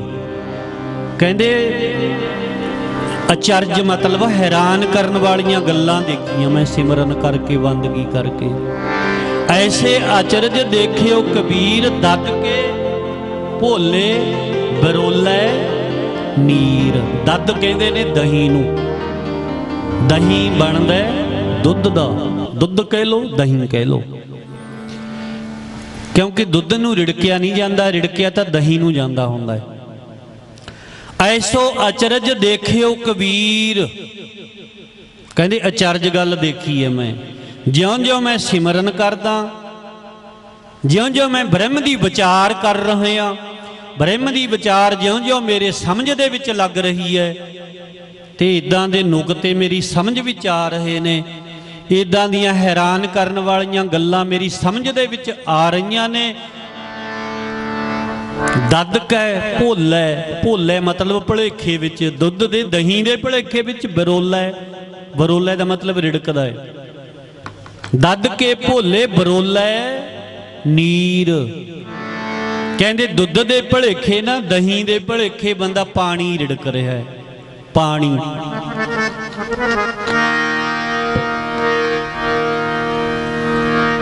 ਦੁੱਧ ਦੇ ਭੁਲੇਖੇ, ਦਹੀਂ ਦੇ ਭੁਲੇਖੇ, ਇਸ ਪੰਗਤੀ ਦਾ ਅਰਥ ਧਾਰਨਾ ਦੇ ਵਿੱਚ ਆ ਜਾਣਾ ਹੈ। ਦੁੱਧ ਦੇ ਭੁਲੇਖੇ ਬੰਦਾ ਪਾਣੀ ਨੂੰ ਰਿੜਕਦਾ, ਦੁੱਧ ਦੇ ਭੁਲੇਖੇ ਬੰਦਾ ਪਾਣੀ ਨੂੰ ਰਿੜਕਦਾ, ਦੁੱਧ ਦੇ ਭੁਲੇਖੇ ਬੰਦਾ ਪਾਣੀ ਨੂੰ ਰਿੜਕਦਾ, ਹਾਂਜੀ ਦੁੱਧ ਦੇ ਭੁਲੇਖੇ ਬੰਦਾ ਪਾਣੀ ਨੂੰ ਰਿੜਕਦਾ, ਦੁੱਧ ਦੇ ਭੁਲੇਖੇ ਬੰਦਾ ਪਾਣੀ ਨੂੰ ਰਿੜਕਦਾ, ਦੁੱਧ ਦੇ ਭੁਲੇਖੇ ਬੰਦਾ ਪਾਣੀ ਨੂੰ ਰਿੜਕਦਾ। ਬੰਦਾ ਸਾਂਝਾ ਲਫ਼ਜ਼ ਹੈ, ਕੱਲੇ ਮਰਦ ਨਹੀਂ, ਬੀਬੀਆਂ ਵੀ ਵਿੱਚ ਆ ਗਈਆਂ ਬੰਦਾ ਜਦੋਂ ਆ ਗਿਆ। ਦਹੀਂ ਦੇ ਭੁਲੇਖੇ ਬੰਦਾ ਪਾਣੀ ਨੂੰ ਰਿੜਕਦਾ, ਦਹੀਂ ਦੇ ਭੁਲੇਖੇ ਬੰਦਾ ਪਾਣੀ ਨੂੰ ਰਿੜਕਦਾ, ਦਹੀਂ ਦੇ ਭੁਲੇਖੇ ਬੰਦਾ ਪਾਣੀ ਨੂੰ ਰਿੜਕਦਾ, ਦਹੀਂ ਦੇ ਭੁਲੇਖੇ ਬੰਦਾ ਪਾਣੀ ਨੂੰ ਰਿੜਕਦਾ, ਦਹੀਂ ਦੇ ਭੁਲੇਖੇ ਬੰਦਾ ਪਾਣੀ ਬੋਲਿਆ ਕਰੋ ਭੈਣੋ ਸਾਰੀਆਂ। ਦਹੀਂ ਦੇ ਭੁਲੇਖੇ ਬੰਦਾ ਪਾਣੀ ਨੂੰ ਰਿੜਕਦਾ, ਪਾਣੀ ਨੂੰ ਰਿੜਕਦਾ, ਪਾਣੀ ਨੂੰ ਰਿੜਕਦਾ, ਪਾਣੀ ਨੂੰ ਰਿੜਕਦਾ, ਪਾਣੀ ਨੂੰ ਰਿੜਕਦਾ, ਪਾਣੀ ਨੂੰ ਰਿੜਕਦਾ, ਪਾਣੀ ਨੂੰ ਰਿੜਕਦਾ, ਹੀ ਪਾਣੀ ਨੂੰ ਰਿੜਕਦਾ, ਪਾਣੀ ਨੂੰ ਰਿੜਕਦਾ, ਪਾਣੀ ਨੂੰ ਰਿੜਕਦਾ, ਪਾਣੀ ਨੂੰ ਰਿੜਕਦਾ, ਪਾਣੀ ਨੂੰ ਰਿੜਕਦਾ, ਪਾਣੀ ਨੂੰ ਰਿੜਕਦਾ। ਦਹੀਂ ਦੇ ਭੁਲੇਖੇ ਬੰਦਾ ਪਾਣੀ ਨੂੰ ਰਿੜਕਦਾ, ਦਹੀਂ ਦੇ ਭੁਲੇਖੇ ਬੰਦਾ ਪਾਣੀ ਨੂੰ ਰਿੜਕਦਾ, ਦਹੀਂ ਦੇ ਭੁਲੇਖੇ ਬੰਦਾ ਪਾਣੀ ਨੂੰ ਰਿੜਕਦਾ, ਦਹੀਂ ਦੇ ਭੁਲੇਖੇ ਬੰਦਾ ਪਾਣੀ ਨੂੰ ਰਿੜਕਦਾ, ਦਹੀਂ ਦੇ ਭੁਲੇਖੇ ਬੰਦਾ ਪਾਣੀ ਨੂੰ ਰਿੜਕਦਾ, ਦਹੀਂ ਦੇ ਭੁਲੇਖੇ ਬੰਦਾ ਪਾਣੀ ਨੂੰ ਰਿੜਕਦਾ। ਐਸੋ ਅਚਰਜ ਦੇਖਿਓ ਕਬੀਰ, ਦੱਦ ਕੇ ਭੋਲੇ ਬਰੋਲੇ ਨੀਰ। ਦਹੀਂ ਦੇ ਭੁਲੇਖੇ ਪਾਣੀ ਰਿੜਕਦਾ ਹੈ। ਹੁਣ ਪਾਣੀ ਦੇ ਵਿੱਚੋਂ, ਪਾਣੀ ਤਾਂ ਕਹਿੰਦੇ ਭਾਵੇਂ ਸਾਰੀ ਉਮਰ ਬੰਦਾ ਰਿੜਕਦਾ ਰਹੇ, ਪਾਣੀ ਦੇ ਵਿੱਚੋਂ ਘਿਓ ਮੱਖਣ ਨਹੀਂ ਨਿਕਲਦਾ ਹੁੰਦਾ, ਮਧਾਣੀ ਉਦਾਂ ਹੀ ਰਹਿੰਦੀ ਹੈ ਖੁਸ਼ਕ। ਦੱਦ ਕੇ ਭੋਲੇ ਬਰੋਲੇ ਨੀਰ, ਭਾਵ ਕਿ ਬੰਦਾ ਸੁਖੀ ਹੋਣ ਦੇ ਚੱਕਰ ਵਿੱਚ, ਸੁਖੀ ਹੋਣ ਦੇ ਚੱਕਰ ਵਿੱਚ ਵੀ ਆਹ ਕੋਠੀ ਵਧੀਆ ਪਾ ਲਈਏ ਤਾਂ ਸੁਖੀ ਹੋਵਾਂਗੇ, ਇੰਨਾ ਕੁ ਪੈਸਾ ਜੁੜ ਜਾਵੇ, ਜਮਾ ਹੋ ਜੇ ਪੂੰਜੀ, ਫੇਰ ਸੁਖੀ ਹੋਵਾਂਗੇ, ਬੱਚੇ ਵਿਦੇਸ਼ ਵਿੱਚ ਚਲੇ ਜਾਣ ਫੇਰ ਸੁਖੀ ਹੋਵਾਂਗੇ। ਇਹ ਚੱਕਰ ਵਿੱਚ ਪਿਆ ਹੋਇਆ ਹੈ। ਸੁਖੀ ਹੋਣਾ ਤਾਂ ਸਿਮਰਨ ਕਰਕੇ ਹੈ, ਸੁਖ ਦੇਣਾ ਤਾਂ ਨਾਮ ਨੇ ਹੈ, ਸੁਖ ਦੇਣਾ ਤਾਂ ਬੰਦਗੀ ਨੇ ਹੈ, ਸੁਖ ਦੇਣਾ ਤਾਂ ਗਿਆਨ ਨੇ ਹੈ। ਪਰ ਇਹ ਕਹਿੰਦਾ ਵੀ ਵਧੀਆ ਕੋਠੀ, ਵਧੀਆ ਗੱਡੀ, ਵੱਧ ਪੈਸਾ ਫਿਰ ਸੁੱਖ ਦੇਵੇਗਾ। ਇਹਨੂੰ ਕਹਿੰਦੇ ਨੇ ਵੀ ਦੁੱਧ ਦੇ ਦਹੀਂ ਦੇ ਭੁਲੇਖੇ ਪਾਣੀ ਨੂੰ ਰਿੜਕ ਰਿਹਾ ਹੈ। ਇਹਦਾ ਇਹ ਵੀ ਅਰਥ ਨਹੀਂ ਵੀ ਕੋਠੀ ਦੀ ਲੋੜ ਨਹੀਂ, ਗੱਡੀ ਦੀ ਲੋੜ ਨਹੀਂ, ਪੈਸੇ ਦੀ ਲੋੜ ਨਹੀਂ। ਲੋੜ ਸਾਰੀਆਂ ਚੀਜ਼ਾਂ ਦੀ ਹੈ। ਅੱਜ ਦੇ ਜ਼ਮਾਨੇ ਵਿੱਚ ਲੋੜ ਸਾਰੀਆਂ ਚੀਜ਼ਾਂ ਦੀ ਹੈ, ਪਰ ਸੁਖੀ ਹੋਣ ਵਾਸਤੇ ਬਾਣੀ ਦੀ, ਗਿਆਨ ਦੀ ਲੋੜ ਹੈ। ਸੁੱਖ ਮਿਲ ਸਕਦੇ, ਸਹੂਲਤਾਂ ਮਿਲ ਸਕਦੀਆਂ ਨੇ, ਪੈਸੇ ਨਾਲ ਸੁੱਖ ਨਹੀਂ ਖਰੀਦਿਆ ਜਾ ਸਕਦਾ। ਹੁਣ ਜਿਹੜੇ ਬੰਦੇ ਟੈਨਸ਼ਨ ਵਿੱਚ, ਚਿੰਤਾ ਵਿੱਚ ਨੇ, ਕੋਈ ਟੀਕਾ ਲਾਉਂਦਾ ਹੈ ਨੀਂਦ ਲੈਣ ਵਾਸਤੇ, ਕੋਈ ਕੈਪਸੂਲ ਗੋਲੀਆਂ ਖਾਂਦਾ ਵੀ ਨੀਂਦ ਆ ਜੇ ਵਧੀਆ। ਜੇ ਉਹ ਕਿਸੇ ਨੂੰ 50,000 ਰੁਪਈਆ ਦੇਵੇ ਵੀ ਲੈ ਮੈਨੂੰ ਨੀਂਦ ਲਿਆ ਦੇ ਵਧੀਆ, ਨਹੀਂ ਲਿਆ ਸਕਦਾ। ਸਹੂਲਤਾਂ ਪੈਸੇ ਨਾਲ ਮਿਲ ਸਕਦੀਆਂ ਨੇ, ਸੁੱਖ ਨਹੀਂ ਮਿਲ ਸਕਦਾ। ਸੁੱਖ ਤਾਂ ਨਾਮ ਦੇ ਵਿੱਚੋਂ ਮਿਲਦਾ ਹੈ, ਬਾਣੀ ਨਾਲ ਜੁੜ ਕੇ ਸੁੱਖ ਮਿਲਦਾ ਹੈ। ਕਹਿੰਦੇ ਦਹੀਂ ਦੇ ਭੁਲੇਖੇ ਪਾਣੀ ਰਿੜਕੀ ਜਾ ਰਿਹਾ ਹੈ। ਦੱਦਕ ਹੈ, ਭੋਲਾ ਹੈ, ਬਰੋਲਾ ਹੈ, ਨੀਰ ਹਰੀ ਅੰਗੂਰੀ ਗਧਾ ਚਰੈ। ਬਕਾਰਾਂ ਦੀ ਹਰੀ ਅੰਗੂਰੀ, ਕਹਿੰਦੇ ਜਿਵੇਂ ਨਾ ਖੋਤਾ, ਗਧਾ ਕਹਿੰਦੇ ਨੇ ਖੋਤੇ ਨੂੰ। ਖੋਤਾ ਰੂੜੀਆਂ ਤੇ ਪਸ਼ੂਆਂ ਦੇ ਜੂਠੇ ਟਾਂਡੇ ਹੁੰਦੇ ਸੀ ਅੱਗੇ ਪਹਿਲੇ ਸਮਿਆਂ 'ਚ। ਮੱਕੀ ਇੱਦਾਂ ਹੀ ਪਾ ਦਿੰਦੇ ਸੀ, ਚਰੀ ਪਸ਼ੂਆਂ ਨੂੰ ਇੱਦਾਂ ਹੀ ਪਾ ਦਿੰਦੇ। ਪੱਤੇ ਪੱਤੇ ਪਸ਼ੂ ਚਰ ਜਾਂਦੇ, ਉਹ ਟਾਂਡੇ ਰੂੜੀ ਦੇ ਸਿੱਟ ਦਿੰਦੀਆਂ ਮਾਈਆਂ ਚੁੱਕ ਕੇ, ਤੇ ਫਿਰ ਉਹ ਟਾਂਡੇ ਬੱਚੇ ਖੁੱਜੇ ਪਸ਼ੂਆਂ ਦੇ ਗਧੇ ਫਿਰਦੇ ਹੁੰਦੇ ਸੀ ਚੁੱਕਦੇ ਐ ਬਾਹਰ ਰੂੜੀਆਂ ਤੇ। ਕਹਿੰਦੇ ਮਨ ਹੈ ਨਾ ਜਿਹੜਾ ਮਨ, ਇਹ ਇਹੋ ਜਿਹਾ ਗਧਾ ਹੈ, ਬਕਾਰਾਂ ਦੀ ਹਰੀ ਅੰਗੂਰੀ ਚਰਦਾ ਹੈ। ਇਹ ਸਤ ਸੰਗਤ ਦੇ ਵਿੱਚ ਬਹਿ ਕੇ ਵੀ ਗਲਤ ਫੁਰਨੇ ਕਰਦਾ ਰਹਿੰਦਾ ਹੈ। ਇਹ ਗੁਰੂ ਮਹਾਰਾਜ ਦੇ ਤਾਬੇ ਬਹਿ ਕੇ ਵੀ, ਬਾਣੀ ਪੜ੍ਹਦਾ ਹੋਇਆ ਵੀ, ਇਹ ਮਨ ਏਡਾ ਹਰਾਮੀ ਹੈ, ਏਡਾ ਗਧਾ ਹੈ ਮਨ, ਫਿਰ ਵੀ ਇਹ ਚੰਗੀ ਸੋਚ ਨਹੀਂ ਰੱਖਦਾ। ਬਾਣੀ ਪੜ੍ਹਦਾ ਵੀ। ਕਹਿੰਦੇ ਬਕਾਰਾਂ ਦੀ ਹਰੀ ਅੰਗੂਰੀ ਦਾ ਅਰਥ ਕੀ ਹੈ?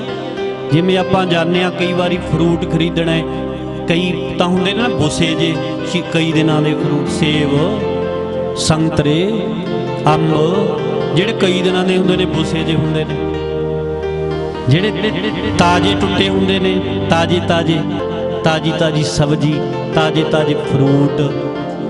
ਐਂ ਕਹਿੰਦੇ ਤਾਜ਼ੇ ਬਕਾਰ ਭੋਗਦਾ, ਅੱਖਾਂ ਦੇ ਨਾਲ ਭੋਗਦਾ, ਕੰਨਾਂ ਨਾਲ ਗਲਤ ਸੁਣ ਕੇ, ਜੀਭਾਂ ਦੇ ਨਾਲ, ਗਿਆਨ ਇੰਦਰੀਆਂ ਦੇ ਨਾਲ ਬਕਾਰ ਭੋਗਦਾ ਮਨ ਰੂਪੀ ਗਧਾ। ਹਰੀ ਅੰਗੂਰੀ ਗਧਾ ਚਰੈ। ਬਕਾਰਾਂ ਦੀ ਖੇਤੀ ਚਰਦਾ ਫਿਰਦਾ ਮਨ ਰੂਪੀ ਗਧਾ। ਕਹਿੰਦੇ ਮੈਨੂੰ ਬੰਦਗੀ ਕਰਕੇ ਐਂ ਦਿਸ ਰਿਹਾ ਹੈ, ਕਬੀਰ ਜੀ ਕਹਿੰਦੇ ਸਿਮਰਨ ਕਰਕੇ ਮੈਨੂੰ ਏਦਾਂ ਦਿਸ ਰਿਹਾ ਹੈ। ਹਰੀ ਅੰਗੂਰੀ ਗਧਾ ਚਰੈ, ਨਿਤ ਉੱਠ ਹਾਸੈ, ਹੀਂਗੈ ਮਰੈ। ਗਧਾ ਹੀਂਗਦਾ ਹੁੰਦਾ ਹੈ, ਹੀਂਗੈ ਮਰੈ। ਆਤਮਕ ਮੌਤ ਮਰ ਰਿਹਾ ਹੈ ਮਨ ਰੂਪੀ ਗਧਾ। ਵਕਾਰਾਂ ਦੀ ਖੇਤੀ ਚਰਦਾ ਹੈ, ਸਤ ਸੰਗਤ 'ਚ ਬਹਿ ਕੇ ਵੀ, ਚੰਗੇ ਥਾਂ ਤੇ ਬਹਿ ਕੇ ਵੀ ਗੰਦੇ ਫੁਰਨੇ ਕਰਦਾ ਹੈ। ਇਹ ਮਨ ਨੂੰ ਕਹਿੰਦੇ ਨੇ, ਕਬੀਰ ਜੀ ਕਹਿੰਦੇ ਮੈਨੂੰ ਸਿਮਰਨ ਕਰਕੇ ਦਿਸ ਰਿਹਾ ਹੈ। ਹਰੀ ਹਰੀ ਅੰਗੂਰੀ ਚਰਦਾ ਗਧਾ ਫਿਰੈ, ਹਰੀ ਹਰੀ ਅੰਗੂਰੀ ਚਰਦਾ ਗਧਾ ਫਿਰੈ, ਹਰੀ ਅੰਗੂਰੀ ਚਰਦਾ ਗਧਾ ਫਿਰੈ, ਹਰੀ ਹਰੀ ਅੰਗੂਰੀ ਚਰਦਾ ਗਧਾ ਫਿਰੈ, ਹਰੀ ਹਰੀ ਅੰਗੂਰੀ ਚਰਦਾ ਗਧਾ ਫਿਰੈ, ਹਰੀ ਹਰੀ ਅੰਗੂਰੀ ਚਰਦਾ ਗਧਾ ਫਿਰੈ, ਹਰੀ ਹਰੀ ਅੰਗੂਰੀ ਚਰਦਾ ਗਧਾ ਫਿਰੈ, ਹਰੀ ਹਰੀ ਅੰਗੂਰੀ ਚਰਦਾ ਗਧਾ ਫਿਰੈ, ਹਰੀ ਹਰੀ ਅੰਗੂਰੀ ਚਰਦਾ ਗਧਾ ਫਿਰੈ, ਹਰੀ ਹਰੀ ਅੰਗੂਰੀ ਚਰਦਾ ਗਧਾ ਫਿਰੈ, ਹਰੀ ਹਰੀ ਅੰਗੂਰੀ ਚਰਦਾ ਗਧਾ ਫਿਰੈ, ਹਰੀ ਹਰੀ ਅੰਗੂਰੀ ਚਰਦਾ ਗਧਾ ਫਿਰੈ, ਹਰੀ ਹਰੀ ਅੰਗੂਰੀ ਚਰਦਾ ਗਧਾ ਫਿਰੈ, ਹਰੀ ਹਰੀ ਅੰਗੂਰੀ ਚਰਦਾ ਗਧਾ ਫਿਰੈ, ਗਦਾ ਫਿਰੇ, ਹਰੀ ਹਰੀ ਅੰਗੂਰੀ ਚਰਦਾ ਗਦਾ ਫਿਰੇ, ਹਰੀ ਹਰੀ ਅੰਗੂਰੀ ਚਰਦਾ ਗਦਾ ਫਿਰੇ, ਹਰੀ ਹਰੀ ਅੰਗੂਰੀ ਚਰਦਾ ਗਦਾ ਫਿਰੇ। ਹਰੀ ਅੰਗੂਰੀ ਗਧਾ ਚਰੈ। ਕਹਿੰਦੇ ਕਬੀਰ ਜੀ ਕਹਿੰਦੇ ਬੰਦਗੀ ਕਰਕੇ ਸਿਮਰਨ ਕਰਕੇ ਮੈਨੂੰ ਇਦਾਂ ਦੀਆਂ ਹੈਰਾਨ ਕਰਨ ਵਾਲੀਆਂ ਗੱਲਾਂ ਦਿਸ ਰਹੀਆਂ ਨੇ। ਆਪਾਂ ਤਾਂ ਵੇਖਦੇ ਆ ਨਾ ਅੱਖਾਂ ਨਾਲ ਬਾਹਰਲੀ ਹੋਰ ਲੋਕਾਂ ਨੂੰ ਵੀ ਫਲਾਣੇ ਦਾ ਮੁੰਡਾ ਕਿਹਦੇ ਕੋਲ ਜਾਂਦਾ ਹੈ, ਫਲਾਣੇ ਦੀ ਕੁੜੀ ਕਿੱਥੇ ਜਾਂਦੀ ਹੈ, ਫਲਾਣੇ ਦੇ ਘਰ ਵਾਲੀ ਕਿੱਥੇ ਜਾਂਦੀ ਹੈ। ਆਪਾਂ ਤਾਂ ਲੋਕਾਂ ਨੂੰ ਦੇਖਦੇ ਨਾ ਵੀ ਕੀ ਕਰਦੇ ਨੇ। ਭਗਤਾਂ ਤੇ ਆਪਣਾ ਕੀ ਫਰਕ ਹੈ? ਭਗਤ ਆਪਦੇ ਮਨ ਨੂੰ ਦੇਖਦੇ ਨੇ ਵੀ ਕਿੱਥੇ ਫਿਰਦਾ ਹੈ। ਆਪਾਂ ਦੂਜਿਆਂ ਦੇ ਬੱਚਿਆਂ ਨੂੰ ਵੇਖਦੇ ਆ ਵੀ ਕਿੱਥੇ ਫਿਰਦੇ ਨੇ। ਭਗਤਾਂ ਤੇ ਸੰਸਾਰੀਆਂ ਜੋੜ ਕਦੇ ਨਾ ਆਇਆ। ਜੇ ਆਪਾਂ ਗੁਰੂ ਦੇ ਸਿੱਖਾਂ, ਜੇ ਪਹਿਲਾਂ ਸਮਿਆਂ 'ਚ ਭਗਤ ਕਿਹਾ ਕਰਦੇ ਸੀ, ਅੱਜ ਕੱਲ੍ਹ ਗੁਰਸਿੱਖ ਕਿਹਾ ਜਾਂਦਾ, ਸਿੰਘ ਕਿਹਾ ਜਾਂਦਾ ਹੈ। ਅਰਥ ਇੱਕੋ ਹੀ ਹੈ, ਅੱਖਰ ਬਦਲੇ ਨੇ। ਪਹਿਲੇ ਸਮੇਂ 'ਚ ਭਗਤ ਕਿਹਾ ਜਾਂਦਾ ਸੀ ਵੀ ਫਲਾਣੇ ਮਹਾਪੁਰਸ਼ ਕੋਲ ਬਹੁਤ ਭਗਤ ਆਉਂਦੇ ਨੇ।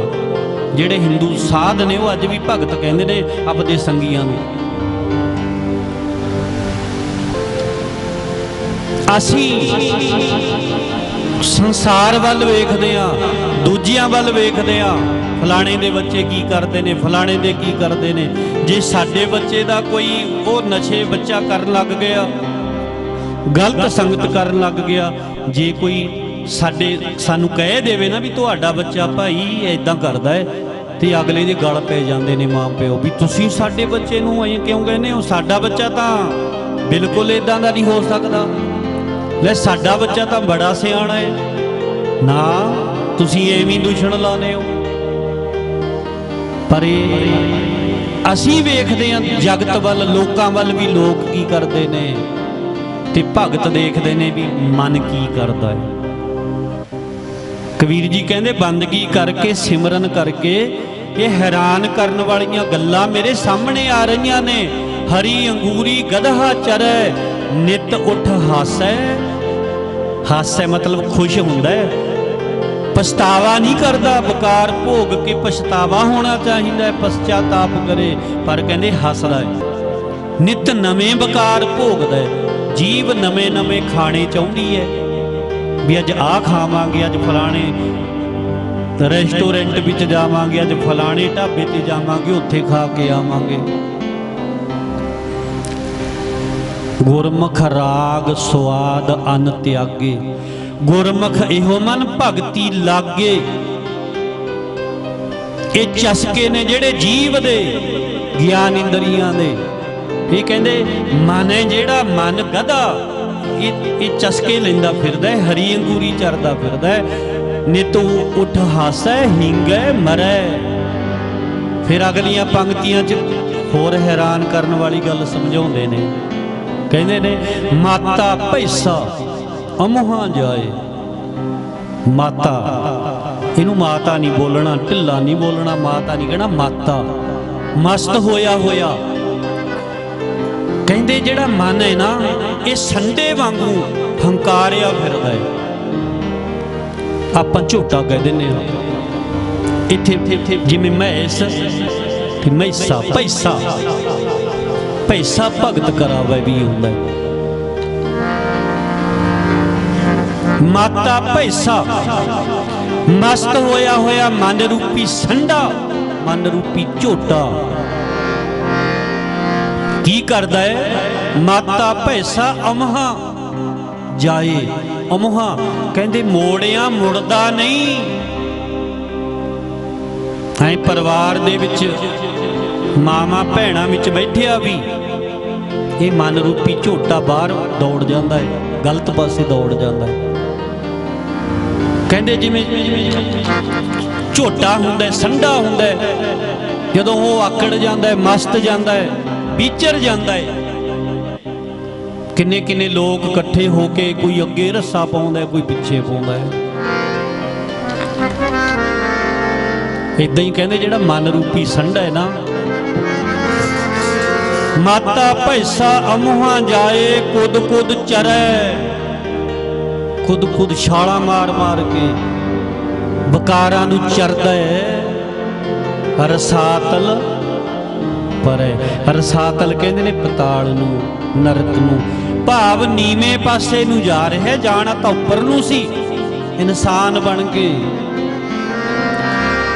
ਕਬੀਰ ਜੀ ਕਹਿੰਦੇ ਨੇ ਮੈਂ ਵੇਖਦਾ ਨਾ ਜਦੋਂ ਸਿਮਰਨ ਕਰਕੇ ਮਨ ਦੀਆਂ ਅਵਸਥਾਵਾਂ, ਮਨ ਦੇ ਹਾਲਾਤ ਜਦੋਂ ਵੇਖਦਾ, ਲੋਕਾਂ ਦੇ ਹਾਲਤ ਜਦੋਂ ਲੋਕਾਂ ਦੀ ਹਾਲਾਤ ਵੇਖਦਾ, ਕਹਿੰਦੇ ਬੜਾ ਸਮਝਾਈਂਦਾ ਹੈ।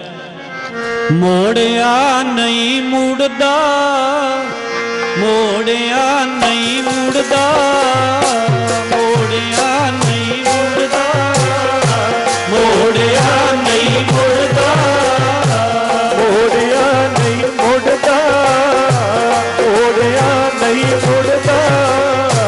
ਮਨ ਰੂਪੀ ਸੰਡਾ, ਮਨ ਰੂਪੀ ਝੋਟਾ, ਮੋੜਿਆ ਨਹੀਂ ਮੁੜਦਾ, ਮੋੜਿਆ ਨਹੀਂ ਮੁੜਦਾ, ਮੋੜਿਆ ਨਹੀਂ ਮੁੜਦਾ, ਮੋੜਿਆ ਨਹੀਂ ਮੁੜਦਾ, ਮੋੜਿਆ ਨਹੀਂ ਮੁੜਦਾ, ਮੋੜਿਆ ਨਹੀਂ ਮੁੜਦਾ। ਕੁਦ ਕੁਦ ਚਰੈ ਰਸਾਤਲ ਪਾਏ, ਮੋੜਿਆ ਨਹੀਂ ਮੁੜਦਾ, ਮੋੜਿਆ ਨਹੀਂ ਮੁੜਦਾ। ਕੁਦ ਕੁਦ ਚਰੈ ਰਸਾਤਲ ਪਾਏ, ਮੋੜਿਆ ਨਹੀਂ ਮੁੜਦਾ, ਮੋੜਿਆ ਨਹੀਂ ਮੁੜਦਾ। ਖੁਦ ਖੁਦ ਚਰੈ ਰਸਾਤਲ ਪਾਏ, ਮੋੜਿਆ ਨਹੀਂ ਮੁੜਦਾ, ਮੋੜਿਆ ਨਹੀਂ ਮੁੜਦਾ। ਜੀ ਕੁਦ ਕੁਦ ਚਰੈ ਰਸਾਤਲ ਪਾਏ, ਮੋੜਿਆ ਨਹੀਂ ਮੁੜਦਾ, ਮੋੜਿਆ ਨਹੀਂ ਮੁੜਦਾ।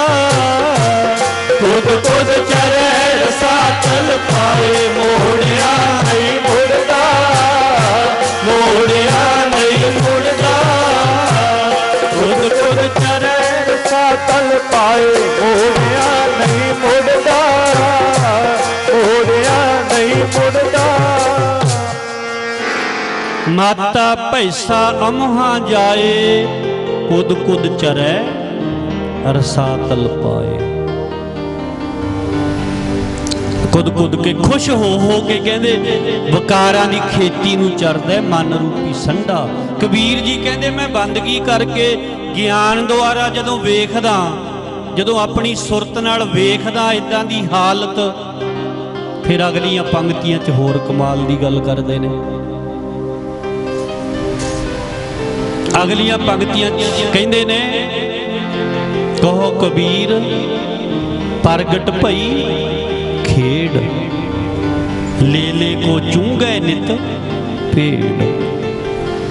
ਕਹੋ ਕਬੀਰ ਪ੍ਰਗਟ ਭਈ ਖੇਡ, ਕਹਿੰਦੇ ਇਹ ਜਿਹੜਾ ਖੇਡ ਹੈ, ਜਿਹੜੇ ਤਮਾਸ਼ੇ ਨੇ, ਇਦਾਂ ਦੇ ਕੌਤਕ ਨੇ। ਜਦੋਂ ਕੋਈ ਬੰਦਗੀ ਵਾਲਾ ਬੰਦਾ ਬਕਾਰੀ ਬੰਦੇ ਵੱਲ ਵੇਖਦਾ ਹੈ, ਉਹਦੇ ਮਨ ਨੂੰ ਪੜ੍ਹਦਾ ਹੈ, ਕਿੱਦਾਂ ਦੇ ਵਿਚਾਰ, ਕਿੱਦਾਂ ਦੇ ਖਿਆਲ, ਕਿਵੇਂ ਕਿਵੇਂ ਦੇ ਫੁਰਨੇ ਨੇ।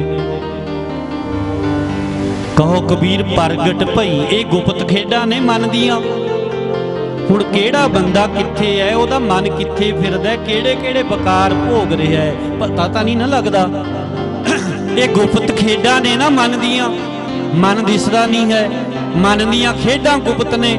ਕਬੀਰ ਜੀ ਕਹਿੰਦੇ ਮੇਰੇ ਤਾਂ ਸਾਹਮਣੇ ਪ੍ਰਗਟ ਹੋ ਗਈਆਂ ਇਹ ਖੇਡਾਂ। ਕਹੋ ਕਬੀਰ ਪ੍ਰਗਟ ਭਈ ਖੇਡ, ਲੈ ਲੈ ਕੋ ਚੁੰਗੈ ਨਿਤ ਭੇੜ। ਕਹਿੰਦੇ ਲੇਲਾ ਭੇੜ ਨੂੰ ਚੁੰਗੇ ਤਾਂ ਠੀਕ ਹੈ, ਪਰ ਭੇੜ ਲੇਲੇ ਨੂੰ ਚੁੰਗਦੀ ਵੇਖੀ ਹੈ ਮੈਂ। ਮਨ ਲੇਲਾ ਹੈ ਤੇ ਬੁੱਧੀ ਹੈ ਜਿਹੜੀ ਉਹ ਭੇੜ ਹੈ। ਮਨ ਨੇ ਬੁੱਧੀ ਤੋਂ ਗਿਆਨ ਲੈਣਾ ਸੀ, ਮਨ ਨੇ ਬੁੱਧੀ ਰੂਪੀ ਭੇਡ ਨੂੰ ਚੁੰਗਣਾ ਸੀ, ਬੁੱਧੀ ਤੋਂ ਗਿਆਨ ਲੈਣਾ ਸੀ। ਪਰ ਕਹਿੰਦੇ ਗੱਲ ਉਲਟ ਹੋ ਗਈ, ਬੁੱਧੀ ਮਨ ਲੇਲੇ ਦੇ ਪਿੱਛੇ ਲੱਗੀ ਫਿਰਦੀ ਹੈ। ਜਿਵੇਂ ਮਨ ਕਹਿੰਦਾ ਬੰਦਾ ਬੁੱਧੀ ਨਾਲ ਵਿਚਾਰਦਾ ਹੀ ਨਹੀਂ, ਮਨ ਦੇ ਪਿੱਛੇ ਹੀ ਦੌੜਿਆ ਫਿਰਦਾ। ਬੁੱਧੀ ਜਿਹੜੀ ਹੈ ਮਨ ਰੂਪੀ ਲੇਲੇ ਦੇ ਪਿੱਛੇ ਲੱਗੀ ਫਿਰਦੀ ਹੈ। ਮਨ ਰੂਪੀ ਲੇਲੇ ਦੇ ਪਿੱਛੇ ਲੱਗੀ ਫਿਰਦੀ ਹੈ। ਅਰਦਾਸ 'ਚ ਜਿਵੇਂ ਆਪਾਂ ਅਰਦਾਸ ਕਰਦੇ ਹੁੰਦੇ ਨਾ, ਸਿੱਖਾਂ ਦਾ ਮਨ ਨੀਵਾਂ ਮੱਤ ਉੱਚੀ, ਮਨ ਰਹੇ ਨੀਵਾਂ ਤੇ ਮੱਤ ਹੋਵੇ ਉੱਚੀ, ਫੇਰ ਬੰਦਾ ਜ਼ਿੰਦਗੀ ਦੇ ਵਿੱਚ ਸੁੱਖ ਪਾਉਂਦਾ ਹੈ। ਪਰ ਇੱਥੇ ਕਹਿੰਦੇ ਨੇ, ਕਹੋ ਕਬੀਰ ਪ੍ਰਗਟ ਭਈ ਖੇੜ, ਲੈ ਲੈ ਕੋ ਚੁੰਗੈ ਨਿਤ ਭੇੜ। ਇਸ ਪੰਗਤੀ ਦੇ ਅਰਥ ਨੂੰ ਆ ਧਾਰਨਾ ਵਿੱਚ ਆਪਾਂ ਪੜ੍ਹ ਲੈਨੇ ਆ, ਸੌਖੇ ਸਮਝ ਦੇ ਵਿੱਚ ਆ ਜਾਣੇ ਨੇ।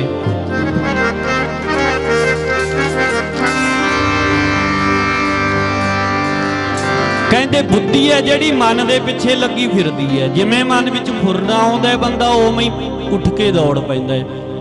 ਮਨ ਵਿੱਚ ਫੁਰਨਾ ਉੱਠੇ ਤੇ ਬੁੱਧੀ ਦੇ ਨਾਲ ਵਿਚਾਰ ਕਰੇ ਉਹਦੇ ਨਫੇ ਨੁਕਸਾਨ ਦਾ, ਫੇਰ ਮਨ ਰੂਪੀ ਲੇਲਾ ਬੁੱਧੀ ਰੂਪੀ ਭੇਡ ਨੂੰ ਚੁੰਗੇਗਾ। ਬੁੱਧੀ ਦੇ ਵਿੱਚੋਂ ਦੁੱਧ ਮਿਲੇਗਾ, ਗਿਆਨ ਮਿਲੇਗਾ, ਸਦ ਬੁੱਧੀ ਮਿਲੇਗੀ। ਪਰ ਕਹਿੰਦੇ ਗੱਲ ਉਲਟ ਹੋ ਗਈ ਹੈ। ਮਨ ਲੇਲੇ ਨੂੰ ਬੁੱਧੀ ਦੀ ਭੇਡ ਚੁੰਗਦੀ, ਖੇਡ ਨੂੰ ਮੈਂ ਸਮਝ ਲਿਆ। ਮਨ ਲੇਲੇ ਨੂੰ ਬੁੱਧੀ ਦੀ ਭੇਡ ਚੁੰਗਦੀ, ਖੇਡ ਨੂੰ ਮੈਂ ਸਮਝ ਲਿਆ। ਮਨ ਲੇਲੇ ਨੂੰ ਬੁੱਧੀ ਦੀ ਭੇਡ ਚੁੰਗਦੀ, ਇਸ ਖੇਡ ਨੂੰ ਮੈਂ ਸਮਝ ਲਿਆ। ਮਨ ਲੇਲੇ ਖੇਡ ਨੂੰ ਮੈਂ ਸਮਝ ਲਿਆ। ਮਨ ਲੇਲੇ ਨੂੰ ਬੁੱਧੀ ਦੀ ਭੇਡ ਚੁੰਗਦੀ, ਖੇਡ ਨੂੰ ਮੈਂ ਸਮਝ ਲਿਆ। ਮਨ ਲੇਲੇ ਨੂੰ ਬੁੱਧੀ ਦੀ ਭੇਡ ਚੁੰਗਦੀ, ਖੇਡ ਨੂੰ ਮੈਂ ਸਮਝ ਲਿਆ। ਪਿਆਰੇ ਜੀ ਇਸ ਭੇਦ ਨੂੰ ਮੈਂ ਸਮਝ ਲਿਆ। ਪਿਆਰੇ ਜੀ ਖੇਡ ਨੂੰ ਮੈਂ ਸਮਝ ਲਿਆ। ਖੇਡ ਨੂੰ ਮੈਂ ਸਮਝ ਲਿਆ। ਖੇਡ ਨੂੰ ਮੈਂ ਸਮਝ ਲਿਆ। ਪਿਆਰੇ ਜੀ ਖੇਡ ਨੂੰ ਮੈਂ ਸਮਝ ਲਿਆ। ਮਨ ਲੇਲੇ ਨੂੰ ਬੁੱਧੀ ਦੀ ਭੇਡ ਚੁੰਗਦੀ, ਬੁੱਧੀ ਦੀ ਭੇਡ ਚੁੰਗਦੀ, ਖੇਡ ਨੂੰ ਮੈਂ ਸਮਝ ਲਿਆ। ਮਨ ਲੇਲੇ ਨੂੰ ਬੁੱਧੀ ਦੀ ਭੇਡ ਚੁੰਗਦੀ, ਖੇਡ ਨੂੰ ਮੈਂ ਸਮਝ ਲਿਆ। ਮਨ ਲੇਲੇ ਨੂੰ ਬੁੱਧੀ ਦੀ ਭੇਡ ਚੁੰਗਦੀ, ਖੇਡ ਨੂੰ ਮੈਂ ਸਮਝ ਲਿਆ। ਮਨ ਲੇਲੇ ਨੂੰ ਬੁੱਧੀ ਦੀ ਭੇਡ ਚੁੰਗਦੀ, ਇਸ ਖੇਡ ਨੂੰ ਮੈਂ ਸਮਝ ਲਿਆ। ਮਨ ਲੇਲੇ ਨੂੰ ਬੁੱਧੀ ਦੀ ਭੇਡ ਚੁੰਗਦੀ, ਖੇਡ ਨੂੰ ਮੈਂ ਸਮਝ ਲਿਆ। ਮਨ ਲੇਲੇ ਨੂੰ ਬੁੱਧੀ ਦੀ ਭੇਡ ਚੁੰਗਦੀ, ਖੇਡ ਨੂੰ ਮੈਂ ਸਮਝ ਲਿਆ। ਕਹਿ ਕਬੀਰ ਪ੍ਰਗਟ ਭਈ ਖੇਡ, ਐ ਪ੍ਰਗਟ ਜਿਹੜੀ ਗੁਪਤ ਖੇਡ ਹੈ, ਮਨ ਕਿੱਥੇ ਕਿੱਥੇ ਭਟਕਦਾ ਫਿਰਦਾ ਹੈ, ਕਿੱਥੇ ਕਿੱਥੇ ਬਕਾਰਾਂ ਦੀ ਖੇਤੀ ਚਰਦਾ ਫਿਰਦਾ ਹੈ, ਕਹਿੰਦੇ ਪ੍ਰਗਟ ਹੋ ਗਈਆਂ। ਇਹ ਸਾਰੀਆਂ ਗੱਲਾਂ ਮੈਨੂੰ ਪ੍ਰਤੱਖ ਹੋ ਗਈਆਂ। ਕਹੇ ਕਬੀਰ ਪ੍ਰਗਟ ਭਈ ਖੇਡ, ਲੈ ਲੈ ਕੋ ਚੁੰਗੈ ਨਿਤ ਭੇੜ। ਕਹਿੰਦੇ ਬੁੱਧੀ ਰੂਪੀ ਭੇਡ ਖੇਡ ਨੂੰ ਮੈਂ ਪਿਆਰੇ ਜੀ ਮਨ ਰੂਪੀ ਲੇਲੇ ਦੇ ਪਿੱਛੇ ਲੱਗੀ ਫਿਰਦੀ ਹੈ। ਫਿਰ ਅਗਲੀਆਂ ਪੰਕਤੀਆਂ ਜਿਹੜੀਆਂ ਗੁਰੂ ਅਰਜਨ ਦੇਵ ਜੀ ਦੀਆਂ ਪ੍ਰਤੀਤ ਹੁੰਦੀਆਂ ਨੇ, ਰਾਮ ਰਮਤ ਮਤ ਪ੍ਰਗਟ ਆਈ। ਰਾਮ ਰਮਤ, ਜਦੋਂ ਰਮੇ ਹੋਏ ਰਾਮ ਨੂੰ ਬੁੱਝ ਲਿਆ, ਸਮਝ ਲਿਆ, ਜਦੋਂ ਆਪੇ ਦੀ ਪਹਿਚਾਣ ਕੀਤੀ, ਆਪੇ ਦੀ ਖੋਜ ਕੀਤੀ, ਇਹ ਮਤ ਪ੍ਰਗਟ ਹੋ ਗਈ। ਮਤ ਦੇ ਵਿੱਚੋਂ ਇਹ ਸਾਰੀਆਂ ਗੱਲਾਂ ਦਾ ਪਤਾ ਲੱਗਣ ਲੱਗ ਗਿਆ। ਰਾਮ ਰਮਤ ਮਤ ਪ੍ਰਗਟੀ ਆਈ, ਕਹੋ ਕਬੀਰ ਗੁਰ ਸੋਝੀ ਪਾਈ। ਕਹਿੰਦੇ ਗੁਰੂ ਨੇ ਸੋਝੀ ਪਾਤੀ, ਗਿਆਨ ਦੇਤਾ, ਗੁਰੂ ਨੇ ਗਿਆਨ ਦੇਤਾ। ਕਹਿੰਦੇ ਇਹ ਹੈਰਾਨ ਕਰਨ ਵਾਲੀਆਂ ਗੱਲਾਂ ਨੇ, ਹੈਰਾਨ ਕਰਨ ਵਾਲੀਆਂ ਖੇਡਾਂ ਨੇ। ਨਹੀਂ ਦੇ ਭੜੇਖੇ ਬੰਦਾ ਪਾਣੀ ਰਿੜਕ ਰਿਹਾ ਹੈ, ਮਨ ਗਧਾ ਅੰਬਰੀ ਅੰਗੂਰੀ ਬਕਾਰਾਂ ਦੀ ਖੇਤੀ ਚੱਲ ਰਿਹਾ ਹੈ। ਫੇਰ ਕਹਿੰਦੇ ਮਸਤੇ ਹੋਏ ਸੰਡੇ ਵਾਂਗੂ ਅਮੋੜ ਹੋਇਆ ਫਿਰਦਾ, ਮੋੜਿਆ ਮੁੜਦਾ ਨਹੀਂ ਇਹ ਬੁਰਾਈਆਂ ਵੱਲੋਂ ਮਨ। ਕਬੀਰ ਜੀ ਕਹਿੰਦੇ ਪ੍ਰਗਟ ਹੋ ਗਈਆਂ ਇਹ ਖੇਡਾਂ ਮੇਰੇ ਅੰਦਰ ਸਾਰੀਆਂ। ਮਨ ਰੂਪੀ ਲੇਲਾ ਤੇ ਬੁੱਧੀ ਰੂਪੀ ਭੇਡ ਮਨ ਦੇ ਪਿੱਛੇ ਲੱਗੀ ਫਿਰਦੀ ਹੈ। ਮਨ ਨੇ ਬੁੱਧ ਦੇ ਪਿੱਛੇ ਲੱਗਣਾ ਸੀ, ਪਰ ਬੁੱਧੀ ਮਨ ਦੇ ਪਿੱਛੇ ਲੱਗੀ ਫਿਰਦੀ ਹੈ। ਕਹਿੰਦੇ ਇਹ ਸੋਝੀ ਰਾਮ ਰਮਤ ਸਿਮਰਨ ਕਰਦਿਆਂ ਬ੍ਰਹਮ ਦੀ ਵਿਚਾਰ ਕਰਦਿਆਂ ਆਪੇ ਦੀ ਵਿਚਾਰ ਕਰਦਿਆਂ ਇਹ ਆਪੇ ਦੀ ਵਿਚਾਰ ਕਿਵੇਂ ਹੁੰਦੀ ਹੈ? ਕਿਤੇ ਟਾਈਮ ਮਿਲੇ ਨਾ ਇਹ ਚੌਂਕੜਾ ਲਾ ਕੇ ਬੈਠੀਏ ਆਪਾਂ, ਆਪਣੇ ਸਵਾਸ ਜਿਹੜੇ ਸਾਡੇ ਸਾਹ ਚੱਲਦੇ ਨੇ ਉਹਨਾਂ 'ਚ ਧਿਆਨ ਦੇਈਏ। ਧੁੰਨੀ ਤੋਂ ਨੱਕ ਤੱਕ ਸਾਹ ਚੱਲਦੇ ਰਹਿੰਦੇ ਨੇ ਅੰਦਰ, ਜਪਣਾ ਨਹੀਂ ਹੁੰਦਾ, ਉਹਨਾਂ ਸਾਹਾਂ 'ਚ ਧਿਆਨ ਰੱਖਣਾ ਹੁੰਦਾ ਹੈ। ਸਵਾਸਾਂ 'ਚ ਧਿਆਨ ਰੱਖੀਏ। ਜਦੋਂ ਸਵਾਸਾਂ 'ਚ ਧਿਆਨ ਰਹਿਣ ਲੱਗ ਜਾਂਦਾ ਹੈ ਫਿਰ ਮਨ ਦਾ ਪਤਾ ਲੱਗਣ ਲੱਗ ਜਾਂਦਾ ਵੀ ਮਨ ਕਿੱਥੇ ਹੈ। ਕਿਉਂਕਿ ਮਨ ਸਵਾਸਾਂ ਦੇ ਘੋੜੇ ਤੇ ਸਵਾਰ ਹੋ ਕੇ ਦੌੜਦਾ ਹੈ। ਜਦੋਂ ਸਵਾਸ ਸਮਝ ਵਿੱਚ ਆਉਣ ਲੱਗ ਜਾਂਦੇ ਨੇ ਫਿਰ ਮਨ ਦਾ ਪਤਾ ਲੱਗਣ ਲੱਗ ਜਾਂਦਾ ਹੈ। ਜਦੋਂ ਮਨ ਦਾ ਪਤਾ ਲੱਗਣ ਲੱਗ ਜਾਂਦਾ ਹੈ ਫਿਰ ਤਨ ਦੇ ਵੀ ਪਤਾ ਲੱਗਣ ਲੱਗ ਜਾਂਦਾ ਹੈ, ਫਿਰ ਬੁੱਧੀ ਦਾ ਵੀ ਪਤਾ ਲੱਗਣ ਲੱਗ ਜਾਂਦਾ ਹੈ, ਫਿਰ ਅੰਦਰ ਚੱਲ ਰਹੇ ਫੁਰਨਿਆਂ ਦਾ ਵੀ ਪਤਾ ਲੱਗਣ ਲੱਗ ਜਾਂਦਾ ਹੈ। ਇਹ ਸਾਰੀਆਂ ਗੱਲਾਂ ਕਹਿੰਦੇ ਪ੍ਰਗਟ ਹੋ ਜਾਂਦੀਆਂ ਨੇ। ਏਦਾਂ ਦਾ ਗਿਆਨ ਵੰਡਦੇ ਨੇ ਕਬੀਰ ਜੀ, ਏਦਾਂ ਦਾ ਗਿਆਨ ਵੰਡਦੇ ਨੇ। ਤੇ ਉਸ ਸਮੇਂ ਦੇ ਜਿਹੜੇ ਪੰਡੇ ਸੀ ਉਹ ਵੀ ਦੁਖੀ ਨੇ ਕਬੀਰ ਜੀ ਤੋਂ, ਕਿਉਂਕਿ ਲੋਕ ਕਬੀਰ ਜੀ ਦੀਆਂ ਗੱਲਾਂ ਸੁਣਦੇ ਨੇ, ਉਹਨਾਂ ਦੀਆਂ ਗੱਲਾਂ ਨਹੀਂ ਸੁਣਦਾ ਕੋਈ। ਕਾਜੀ ਵੀ ਦੁਖੀ ਨੇ। ਕਾਜੀ ਕਹਿੰਦੇ ਸੀ, ਕਬੀਰ ਜੀ ਕਹਿੰਦੇ ਸੀ ਆਹ ਦੁਨੀਆ ਇਹ ਸਾਰਾ ਰੱਬ ਦਾ ਘਰ ਹੈ, ਤੇ ਕਾਜੀ ਕਹਿੰਦੇ ਸੀ ਖੁਦਾ ਦਾ ਘਰ ਮੱਕਾ ਮਦੀਨਾ ਹੈ। ਤੇ ਜਿਹੜੇ ਪੰਡਤ ਸੀ ਉਹ ਕਹਿੰਦੇ ਸੀ ਹਰੀ ਦਾ ਮੰਦਰ ਹਰੀਦੁਆਰ ਹੈ। ਹੈਰਾਨ ਹੋਈਂਦਾ ਕਬੀਰ ਜੀ ਹਿੰਦੂਆਂ ਦੇ ਉਸ ਗੜ੍ਹ ਵਿੱਚ ਰਹਿੰਦੇ, ਉਹਨਾਂ ਦੇ ਪਖੰਡਾਂ ਨੂੰ ਕਿਵੇਂ ਰੱਦ ਕਰਦੇ ਨੇ। ਨਗਾਰੇ ਦੀ ਚੋਟ ਤੇ ਡਰਦੇ ਨਹੀਂ। ਕਈ ਵਾਰੀ ਕਾਜ਼ੀਆਂ ਨੇ ਤੇ ਪੰਡਤਾਂ ਨੇ ਇਕੱਠੇ ਹੋ ਕੇ ਸ਼ਿਕਾਇਤ ਕੀਤੀ ਕਬੀਰ ਜੀ ਦੀ ਨਵਾਬ ਦੇ ਕੋਲ, ਜਿਹੜਾ ਕਾਂਸੀ ਦਾ ਨਵਾਬ ਸੀ। ਉਹ ਕਾਂਸੀ ਦਾ ਨਵਾਬ ਉਹ ਸਮਝਦਾ ਸੀ ਸਾਰੀਆਂ ਗੱਲਾਂ ਨੂੰ।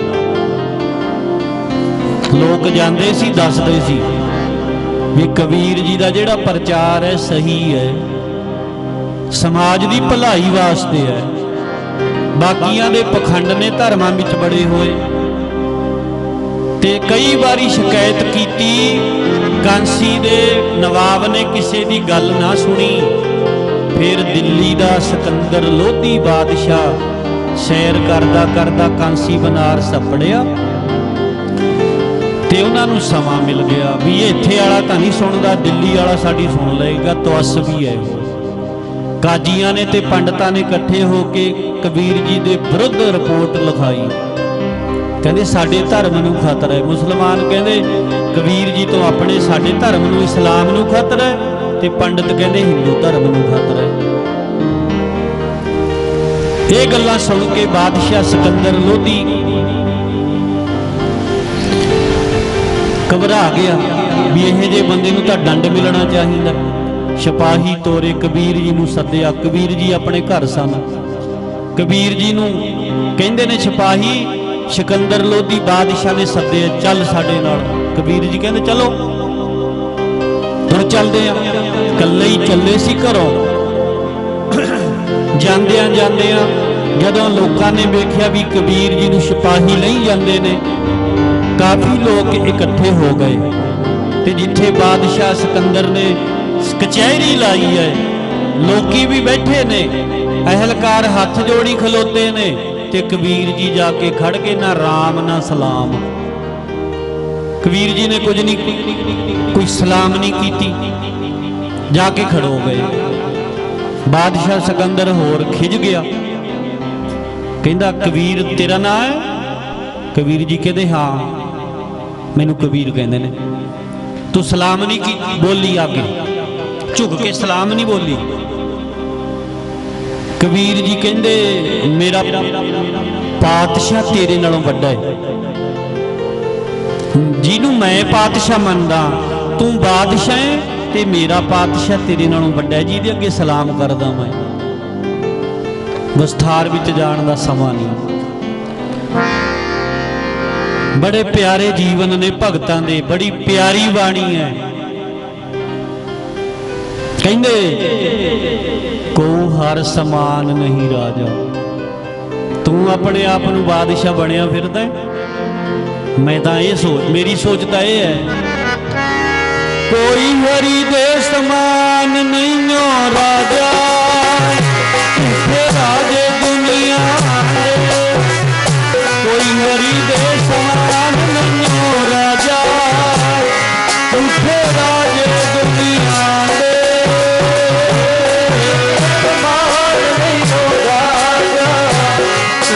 राजे दुनिया दे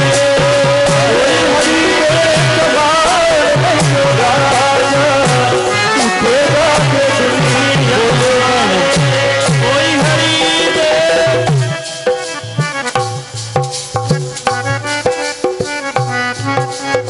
गज के हरि दे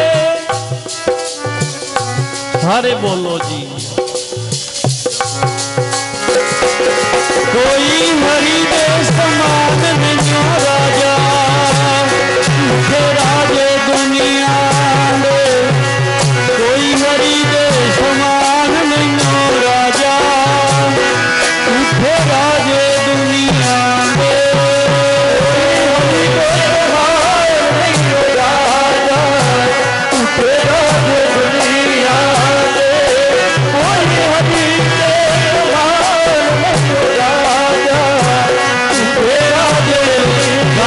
बोले सारे हरि दे समान नहीं।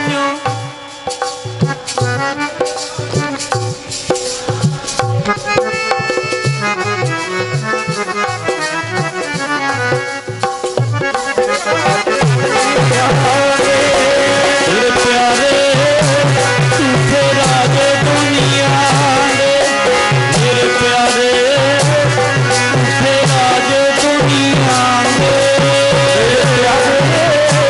झूठे राजे दुनिया दे, मेरे प्यारे झूठे राजे दुनिया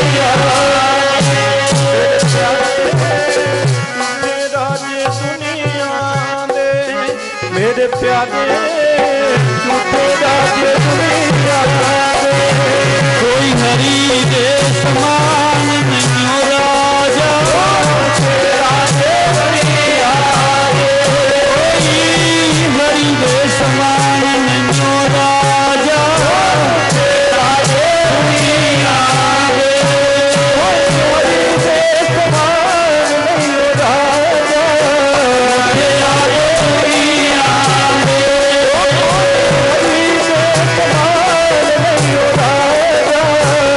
तेरो जन होए सोए कत डोले, तीन भवन पर छाजा।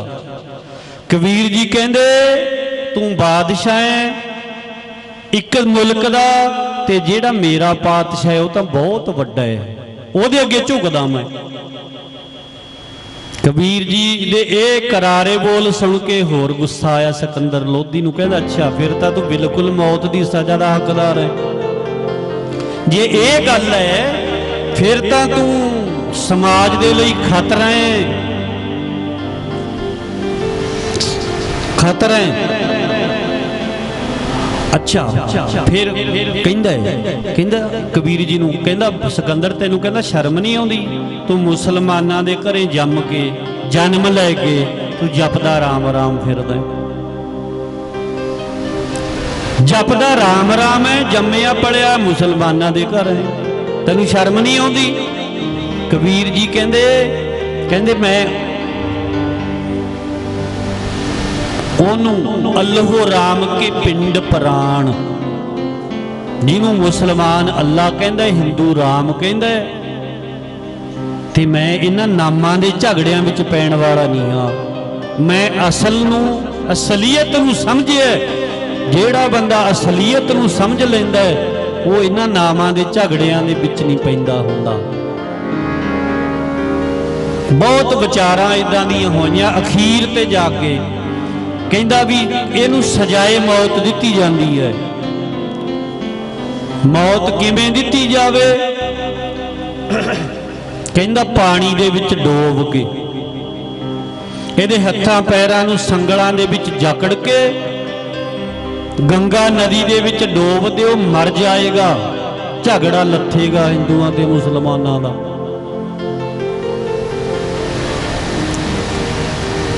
ਉਸੇ ਵਕਤ ਕਬੀਰ ਜੀ ਨੂੰ ਫਿਰ ਉਹਦੇ ਐ ਹੱਥ ਬੰਨ੍ਹ ਲਏ ਸੰਗਲਾਂ ਦੇ ਨਾਲ, ਪੈਰ ਬੰਨ੍ਹ ਲਏ, ਹੱਥ ਪੈਰ ਨਰੜ ਲਏ, ਜਿਵੇਂ ਮਰੇ ਹੋਏ ਪਸ਼ੂ ਨੂੰ ਚੁੱਕ ਕੇ ਲਿਜਾਇਆ ਕਰਦੇ ਸੀ ਨਾ ਅੱਗੇ, ਰੱਸੀ ਨਾਲ ਬੰਨ੍ਹ ਕੇ ਉਹਦੀਆਂ ਲੱਤਾਂ ਵਿਚਾਲੇ ਬਾਂਸ ਪਾ ਕੇ, ਕਬੀਰ ਜੀ ਦੇ ਹੱਥ ਪੈਰ ਬੰਨ੍ਹ ਕੇ ਬਾਂਸ ਪਾ ਕੇ ਐ ਹੱਥਾਂ ਪੈਰਾਂ ਲੱਤਾਂ ਦੇ ਵਿੱਚ ਦੀ ਟੰਗ ਲਿਆ।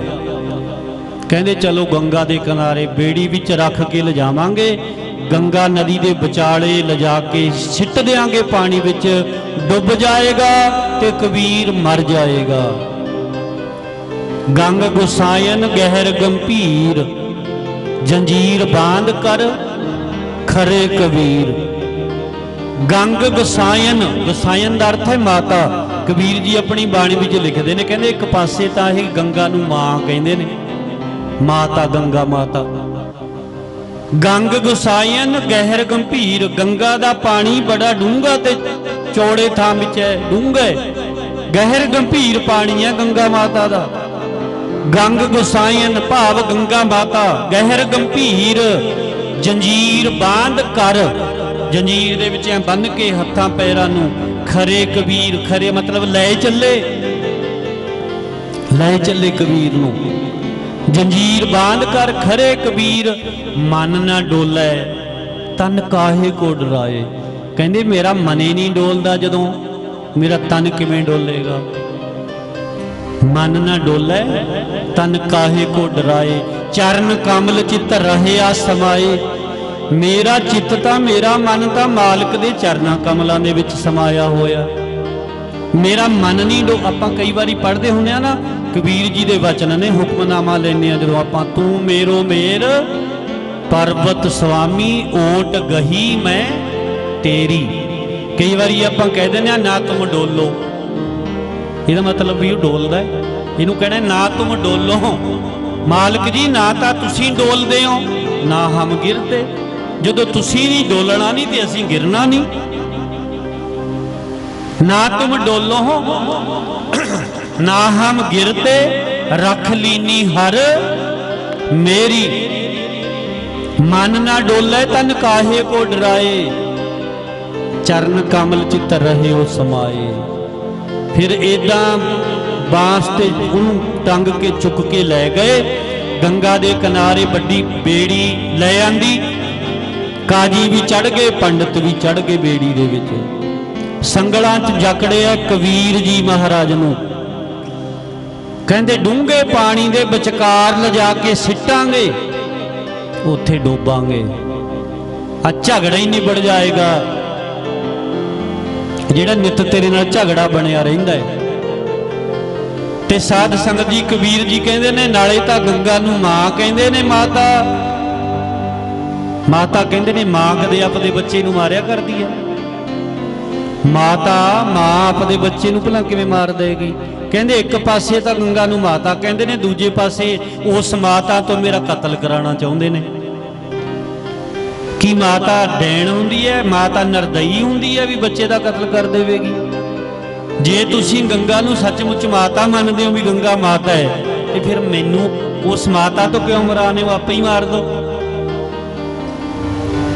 ਉਸ ਗੰਗਾ ਮਾਤਾ ਸਿਰ ਮੇਰਾ ਕਤਲ ਕਿਉਂ ਮੜਦੇ ਹੋ? ਇੱਕ ਸਾਈਡ ਤੇ ਉਹਨੂੰ ਮਾਤਾ ਕਹਿੰਦੇ ਹੋ ਵੀ ਗੰਗਾ ਮਾਤਾ ਹੈ, ਤੇ ਦੂਜੇ ਪਾਸੇ ਉਸ ਗੰਗਾ ਮਾਤਾ ਨੂੰ ਕਾਤਲ ਬਣਾਉਂਦੇ ਹੋ ਮੈਨੂੰ ਮਾਰ ਕੇ। ਗੰਗ ਗੁਸਾਇਨ ਗਹਿਰ ਗੰਭੀਰ, ਜੰਜੀਰ ਬਾਂਧ ਕਰ ਖਰੇ ਕਬੀਰ। ਮਨ ਨਾ ਡੋਲੇ ਤਨ ਕਾਹੇ ਕੋ ਡਰਾਏ, ਚਰਨ ਕਮਲ ਚ ਧਰਿਓ ਸਮਾਏ। ਫਿਰ ਜਦੋਂ ਉਹਨਾਂ ਨੇ ਕੀ ਕੀਤਾ, ਐਨ ਕਾਜੀ ਤੇ ਬ੍ਰਾਹਮਣ ਬੇੜੀ ਦੇ ਵਿੱਚ ਸਵਾਰ ਨੇ, ਭਰੀ ਹੋਈ ਹੈ ਬੇੜੀ ਲੋਕਾਂ ਦੀ, ਤੇ ਵਿਚਕਾਰ ਜਾ ਕੇ ਨਾ ਵਿਚਾਲੇ ਕਬੀਰ ਜੀ ਨੂੰ ਐ ਉਹ ਬਾਸਤਾ ਪਾਈ ਹੋਇਆ ਸੀ, ਦੋ ਜਣਾਂ ਨੇ ਉਧਰੋਂ ਫੜਿਆ, ਦੋ ਜਣਾਂ ਨੇ ਉਧਰੋਂ ਫੜਿਆ, ਐ ਚੁੱਕ ਕੇ ਸਿੱਟਤਾ ਪਾਣੀ ਦੇ ਵਿੱਚ, ਪਾਣੀ ਦੇ ਵਿੱਚ ਸੁੱਟਤਾ ਕਬੀਰ ਜੀਆਂ ਨੂੰ। ਤੇ ਆਪ ਫਿਰ ਅੱਗੋਂ ਜਦੋਂ ਕਿਸ਼ਤੀ ਮੋੜਦੇ ਨੇ ਬੇੜਾ, ਸਾਖੀ ਵਾਲੇ ਨੇ ਤੇ ਇਦਾਂ ਹੀ ਲਿਖਿਆ, ਕਹਿੰਦੇ ਐਸੀ ਜਦੋਂ ਮੋੜਦੇ ਸੀ ਨਾ ਕਿਸ਼ਤੀ ਵੀ ਹੁਣ ਵਾਪਸ ਚੱਲੀਏ ਸਿੱਟ ਕੇ ਕਬੀਰ ਜੀ ਨੂੰ, ਕਹਿੰਦੇ ਅਸੀਂ ਘੁੰਮਣ ਘੇਰੀ ਦੇ ਵਿੱਚ ਫਸੀ ਸੀ, ਉਹ ਸਾਰੀ ਡੁੱਬ ਗਏ ਸੀ ਜਿਹੜੇ ਕਬੀਰ ਜੀ ਨੂੰ ਡੁੱਬਣ ਗਏ। ਤੇ ਕਬੀਰ ਸਾਹਿਬ ਜੀ ਫਿਰ ਕਹਿੰਦੇ ਨੇ ਜਦੋਂ ਇੱਕ ਵਾਰੀ ਡੂੰਘੇ ਪਾਣੀ 'ਚ ਗਏ, ਡਰ ਹੈ ਨਹੀਂ ਸੀ, ਉਹ ਕਹਿੰਦੇ ਸੀ ਆਪੇ ਪਾਵਕ ਆਪੇ ਪਵਣਾ, ਪਾਣੀ ਵੀ ਆਪ ਹੈ, ਹਵਾ ਵੀ ਆਪ ਹੈ, ਅੱਗ ਵੀ ਆਪ ਹੈ, ਪਰਮੇਸ਼ਰ ਆਪ ਹੀ ਹੈ। ਜਦੋਂ ਇੱਕ ਵਾਰੀ ਪਾਣੀ 'ਚ ਗਏ, ਪਰ ਜਦੋਂ ਉੱਪਰ ਆਏ ਪਾਣੀ ਦੇ ਤੇ ਉਹ ਜਿਹੜੀਆਂ ਜੰਜੀਰਾਂ ਸੀ ਪਾਏ ਹੋਏ ਸੰਗਲ ਕਹਿੰਦੇ ਟੁੱਟ ਗਏ। ਗੰਗਾ ਕੀ ਲਹਿਰ ਮੇਰੀ ਟੁੱਟੀ ਜੰਜੀਰ ਜੀ, ਗੰਗਾ ਦੀ ਲਹਿਰ ਮੇਰੀ ਟੁੱਟੀ ਜੰਜੀਰ ਜੀ, ਗੰਗਾ ਦੀ ਲਹਿਰ ਮੇਰੀ,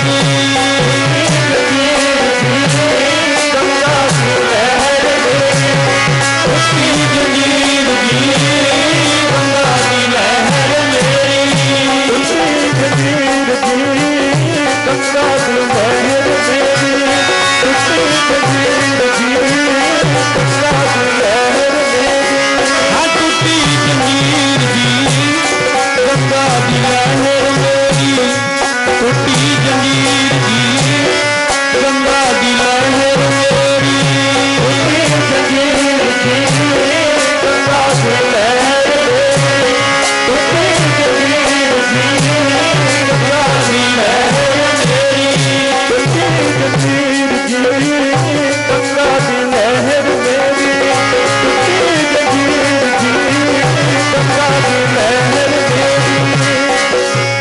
ਗੰਗਾ ਕੀ ਲਹਿਰ ਮੇਰੀ ਟੁੱਟੀ ਜੰਜੀਰ, ਇੱਕ ਤਾਂ ਹੁੰਦੀ ਹੈ ਉਹ ਜੰਜੀਰ ਜਿਹੜੀ ਹੱਥਾਂ ਪੈਰਾਂ ਨੂੰ ਪਾਈ ਸੀ, ਇੱਕ ਕਰਮ ਕਾਂਡ ਦੀਆਂ ਜੰਜੀਰਾਂ ਪਈਆਂ ਹੁੰਦੀਆਂ ਨੇ ਬੰਦੇ ਦੇ ਮਨ ਨੂੰ, ਕਰਮ ਕਾਂਡ ਦੀਆਂ ਜੰਜੀਰਾਂ ਵੀ ਜੇ ਫਲਾਣੀ ਮੜੀ ਕਬਰ ਤੇ ਫਲਾਣੇ ਥਾਂ ਮੱਥਾ ਨਾ ਟੇਕਿਆ ਮੱਝ ਨਹੀਂ ਮਿਲਣੀ, ਜੇ ਸੰਗਰਾਂਦ ਨੂੰ ਗੁਰਦੁਆਰੇ ਨਾ ਗਏ ਮੱਝ ਨਹੀਂ ਮਿਲਣੀ, ਜੇ ਫਲਾਣੇ ਥਾਂ ਤੇ ਮੱਥਾ ਨਾ ਟੇਕਿਆ ਮੱਝ ਨਹੀਂ ਮਿਲਣੀ। ਕੀ ਮੱਝਾਂ ਮਿਲਾਉਣ ਵਾਸਤੇ ਆਉਨੇ ਆਪਾਂ ਗੁਰਦੁਆਰੇ ਜਾਂ ਜਿੱਥੇ ਵੀ ਜਾਂਦੇ ਆ, ਇੱਥੇ ਤਾਂ ਗਿਆਨ ਲੈਣ ਵਾਸਤੇ ਆਉਨੇ ਆ, ਇੱਥੇ ਤਾਂ ਸੋਝੀ ਲੈਣ ਵਾਸਤੇ ਆਉਨੇ ਆ। ਕਰਮ ਕਾਂਡ ਦੀਆਂ ਜੰਜੀਰਾਂ ਪਈਆਂ ਹੋਈਆਂ, ਕਹਿੰਦੇ ਜਦੋਂ ਭਗਤੀ ਦੀ ਲਹਿਰ ਗਿਆਨ ਦੀ ਲਹਿਰ ਉੱਠੀ ਤੇ ਉਹ ਕਰਮ ਕਾਂਡ ਦੀਆਂ ਜੰਜੀਰਾਂ ਟੁੱਟ ਗਈਆਂ। ਟੁੱਟੀ ਜੰਜੀਰ ਦੀ ਗੰਗਾ ਦੀ ਲਹਿਰ ਮੇਰੀ ਟੁੱਟੀ ਜੰਜੀਰ ਦੀ ਗੰਗਾ ਦੀ ਲਹਿਰ ਮੇਰੀ ਟੁੱਟੀ ਜੰਜੀਰ ਦੀ ਗੰਗਾ ਦੀ ਲਹਿਰ ਮੇਰੀ ਟੁੱਟੀ ਜੰਜੀਰ ਦੀ ਗੰਗਾ ਦੀ ਲਹਿਰ ਮੇਰੀ ਟੁੱਟੀ ਜੰਜੀਰ ਦੀ ਗੰਗਾ ਦੀ ਲਹਿਰ ਮੇਰੀ ਟੁੱਟੀ ਜੰਜੀਰ ਦੀ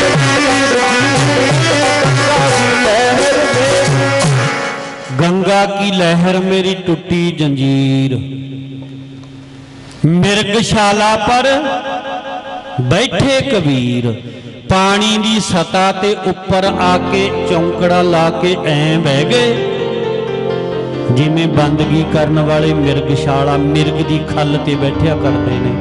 कई बाबियां दी फोटोआं तुसीं देखियां ने, शेर दी खल ते मिर्ग दी खल ते चौंकड़ा ला के बैठे। कबीर जी कहते मैं गंगा दे उस पानी की सतह ते उपर आके ऐ बह गया मिर्गशाला पर बैठे कबीर। कहो कबीर कोई संग न साथ जल थल राखन है रघुनाथ। कोई संगी साथी कर्म कांड नहीं मेरा संगी साथी तो एक मालक है जिन्हें मैनू जन्म दिते जिंदगी पैदा की।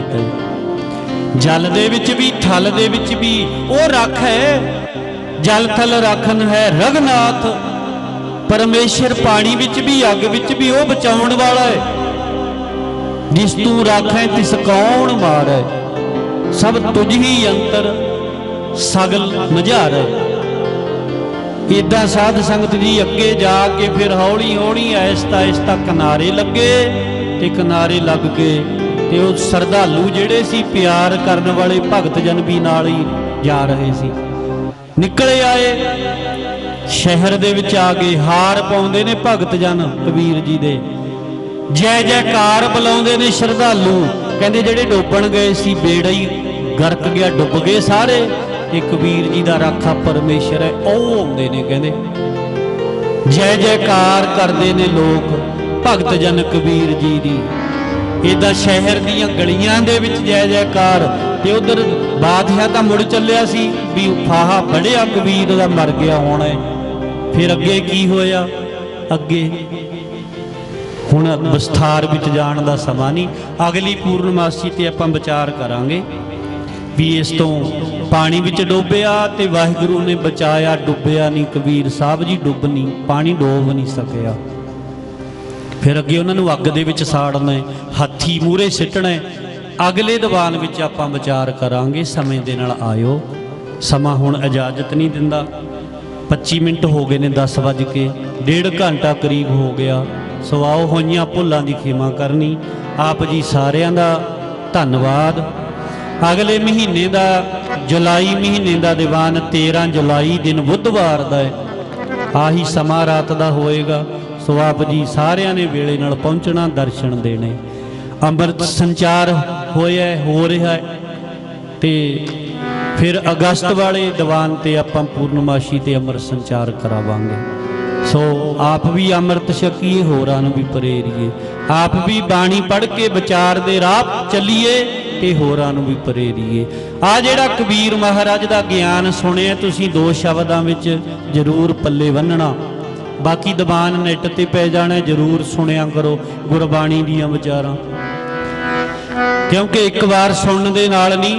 हुण इत्थे तां अद्धियां गल्लां भी समझ दे विच नहीं आउंदियां। जदों आपां दीवान दुबारा सुणांगे ला के ना, फिर बहुत समझ लगदी है अपने आप नूं। बार बार जदों आपां सुणांगे, जिउं-जिउं सुणांगे त्यों-त्यों मन नूं रंगत चढ़दी है, गुरबाणी दी सोझी हुंदी है। इस करके भाई जिथे असीं साखियां विचारनियां ने ते नाल असीं ने गुरबाणी दे शब्दां नूं विचारना है भी कहिंदे की ने बाणी च महाराज। फिर अगलियां जिहड़ियां विचारां उन्हां दी आपां अगले दीवान ते सरवण करांगे। आप जी सारियां दा धन्नवाद। जिथों विचार शुरू कीती सी, माधो जल की प्यास ना जाए। वाहिगुरू हे माधव माया दे पति परमेश्वर, तेरे नाम रूपी जल दी प्यास नहीं मेरी बुझदी। ज्यों-ज्यों जपदा त्यों-त्यों होर त्रिखा लगी रहिंदी है। मैनूं तां एवें ही रहिंदा है भी मैं नवां-नवां चेला बणिया तेरा, नवां-नवां सिख बणिया तेरा, नवां-नवां सेवक बणिया। फिक्का नहीं पिया कबीर जी दा मन। ज्यों-ज्यों समा गुजरदा गया होर प्रेम वधदा गया, ब्रह्म दे नेड़े लगदे रहे, होर होर ज्ञान विच वाधा हुंदा रहा। जदों सतसंग करदे आ, उन्हां दी बाणी पढ़दे आ ते ज्ञान विच वाधा अपने भी होएगा। ये गुरबाणी गुरमत दीयां विचारां दे बीज पए होए साडे अंदर। ये भी जिउं-जिउं समा आउंदा है ना, फिर समझ लगदी जांदी हुंदी है। आओ जी। जल की प्यास न जाए माधो, जल की प्यास न जाए, जल की प्यास न जाए माधो, जल की प्यास न जाए, जल की प्यास न जाए माधो, जल की प्यास न जाए, जल की प्यास न जाए माधो, जल की प्यास न जाए, जल की प्यास न जाए माधो, जल की सारे जल की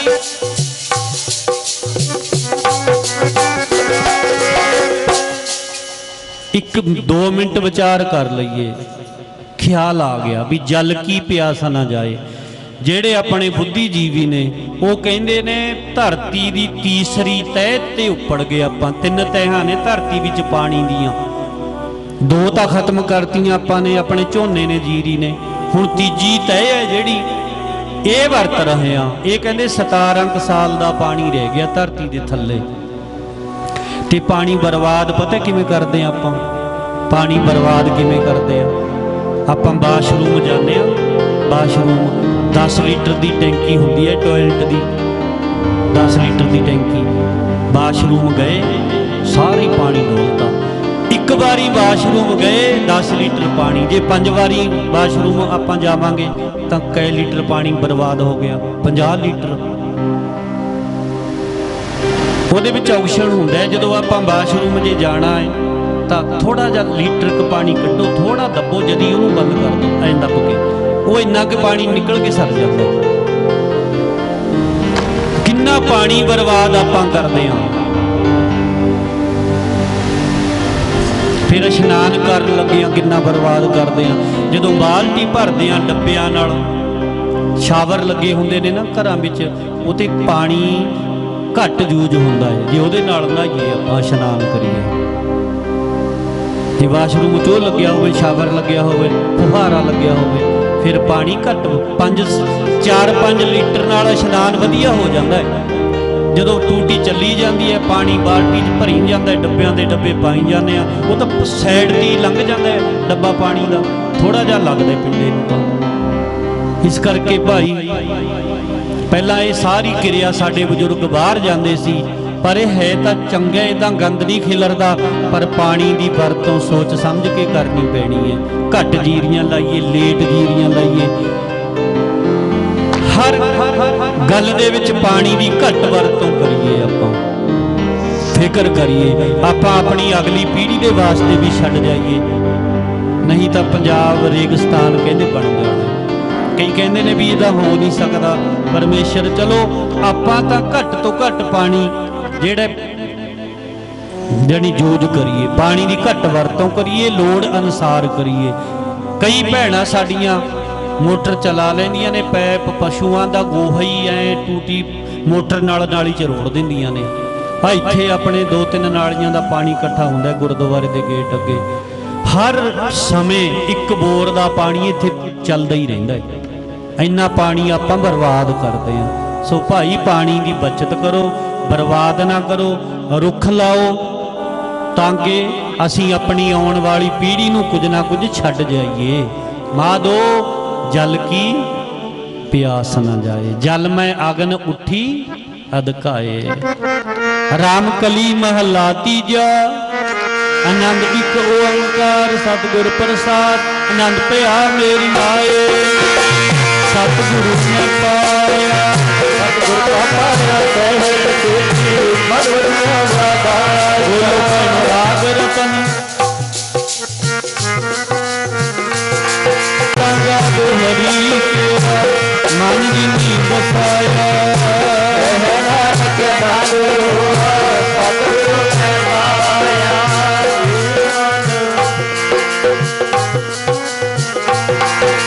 हर नाल रहो तुमानी मेरे, दुख सब विसारना। जागो तबे तेरा कार्य सब सवारना।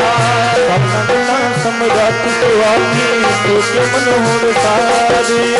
कह नानक माने मेरे, सदा रहो हर नाले। पाछे सारे बात प्यारा ही करते, पर तेरे सब कित दे तो पावे। सदा सिर्फ सलाह तेरी नाम मन बसावे।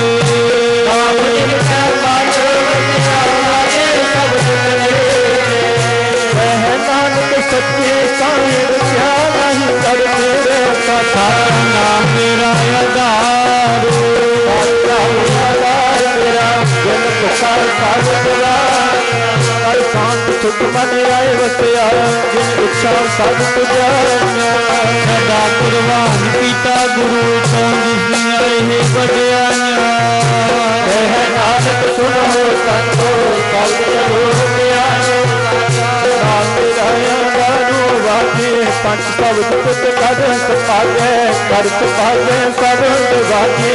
कला जित कर पारिया, पंच दूत तेरे वासे कीते लाल कंठ मारिया। कर पाया तुझे नाम तेरा हर कैला। कहे नानक कैस कहूँ आनंद कर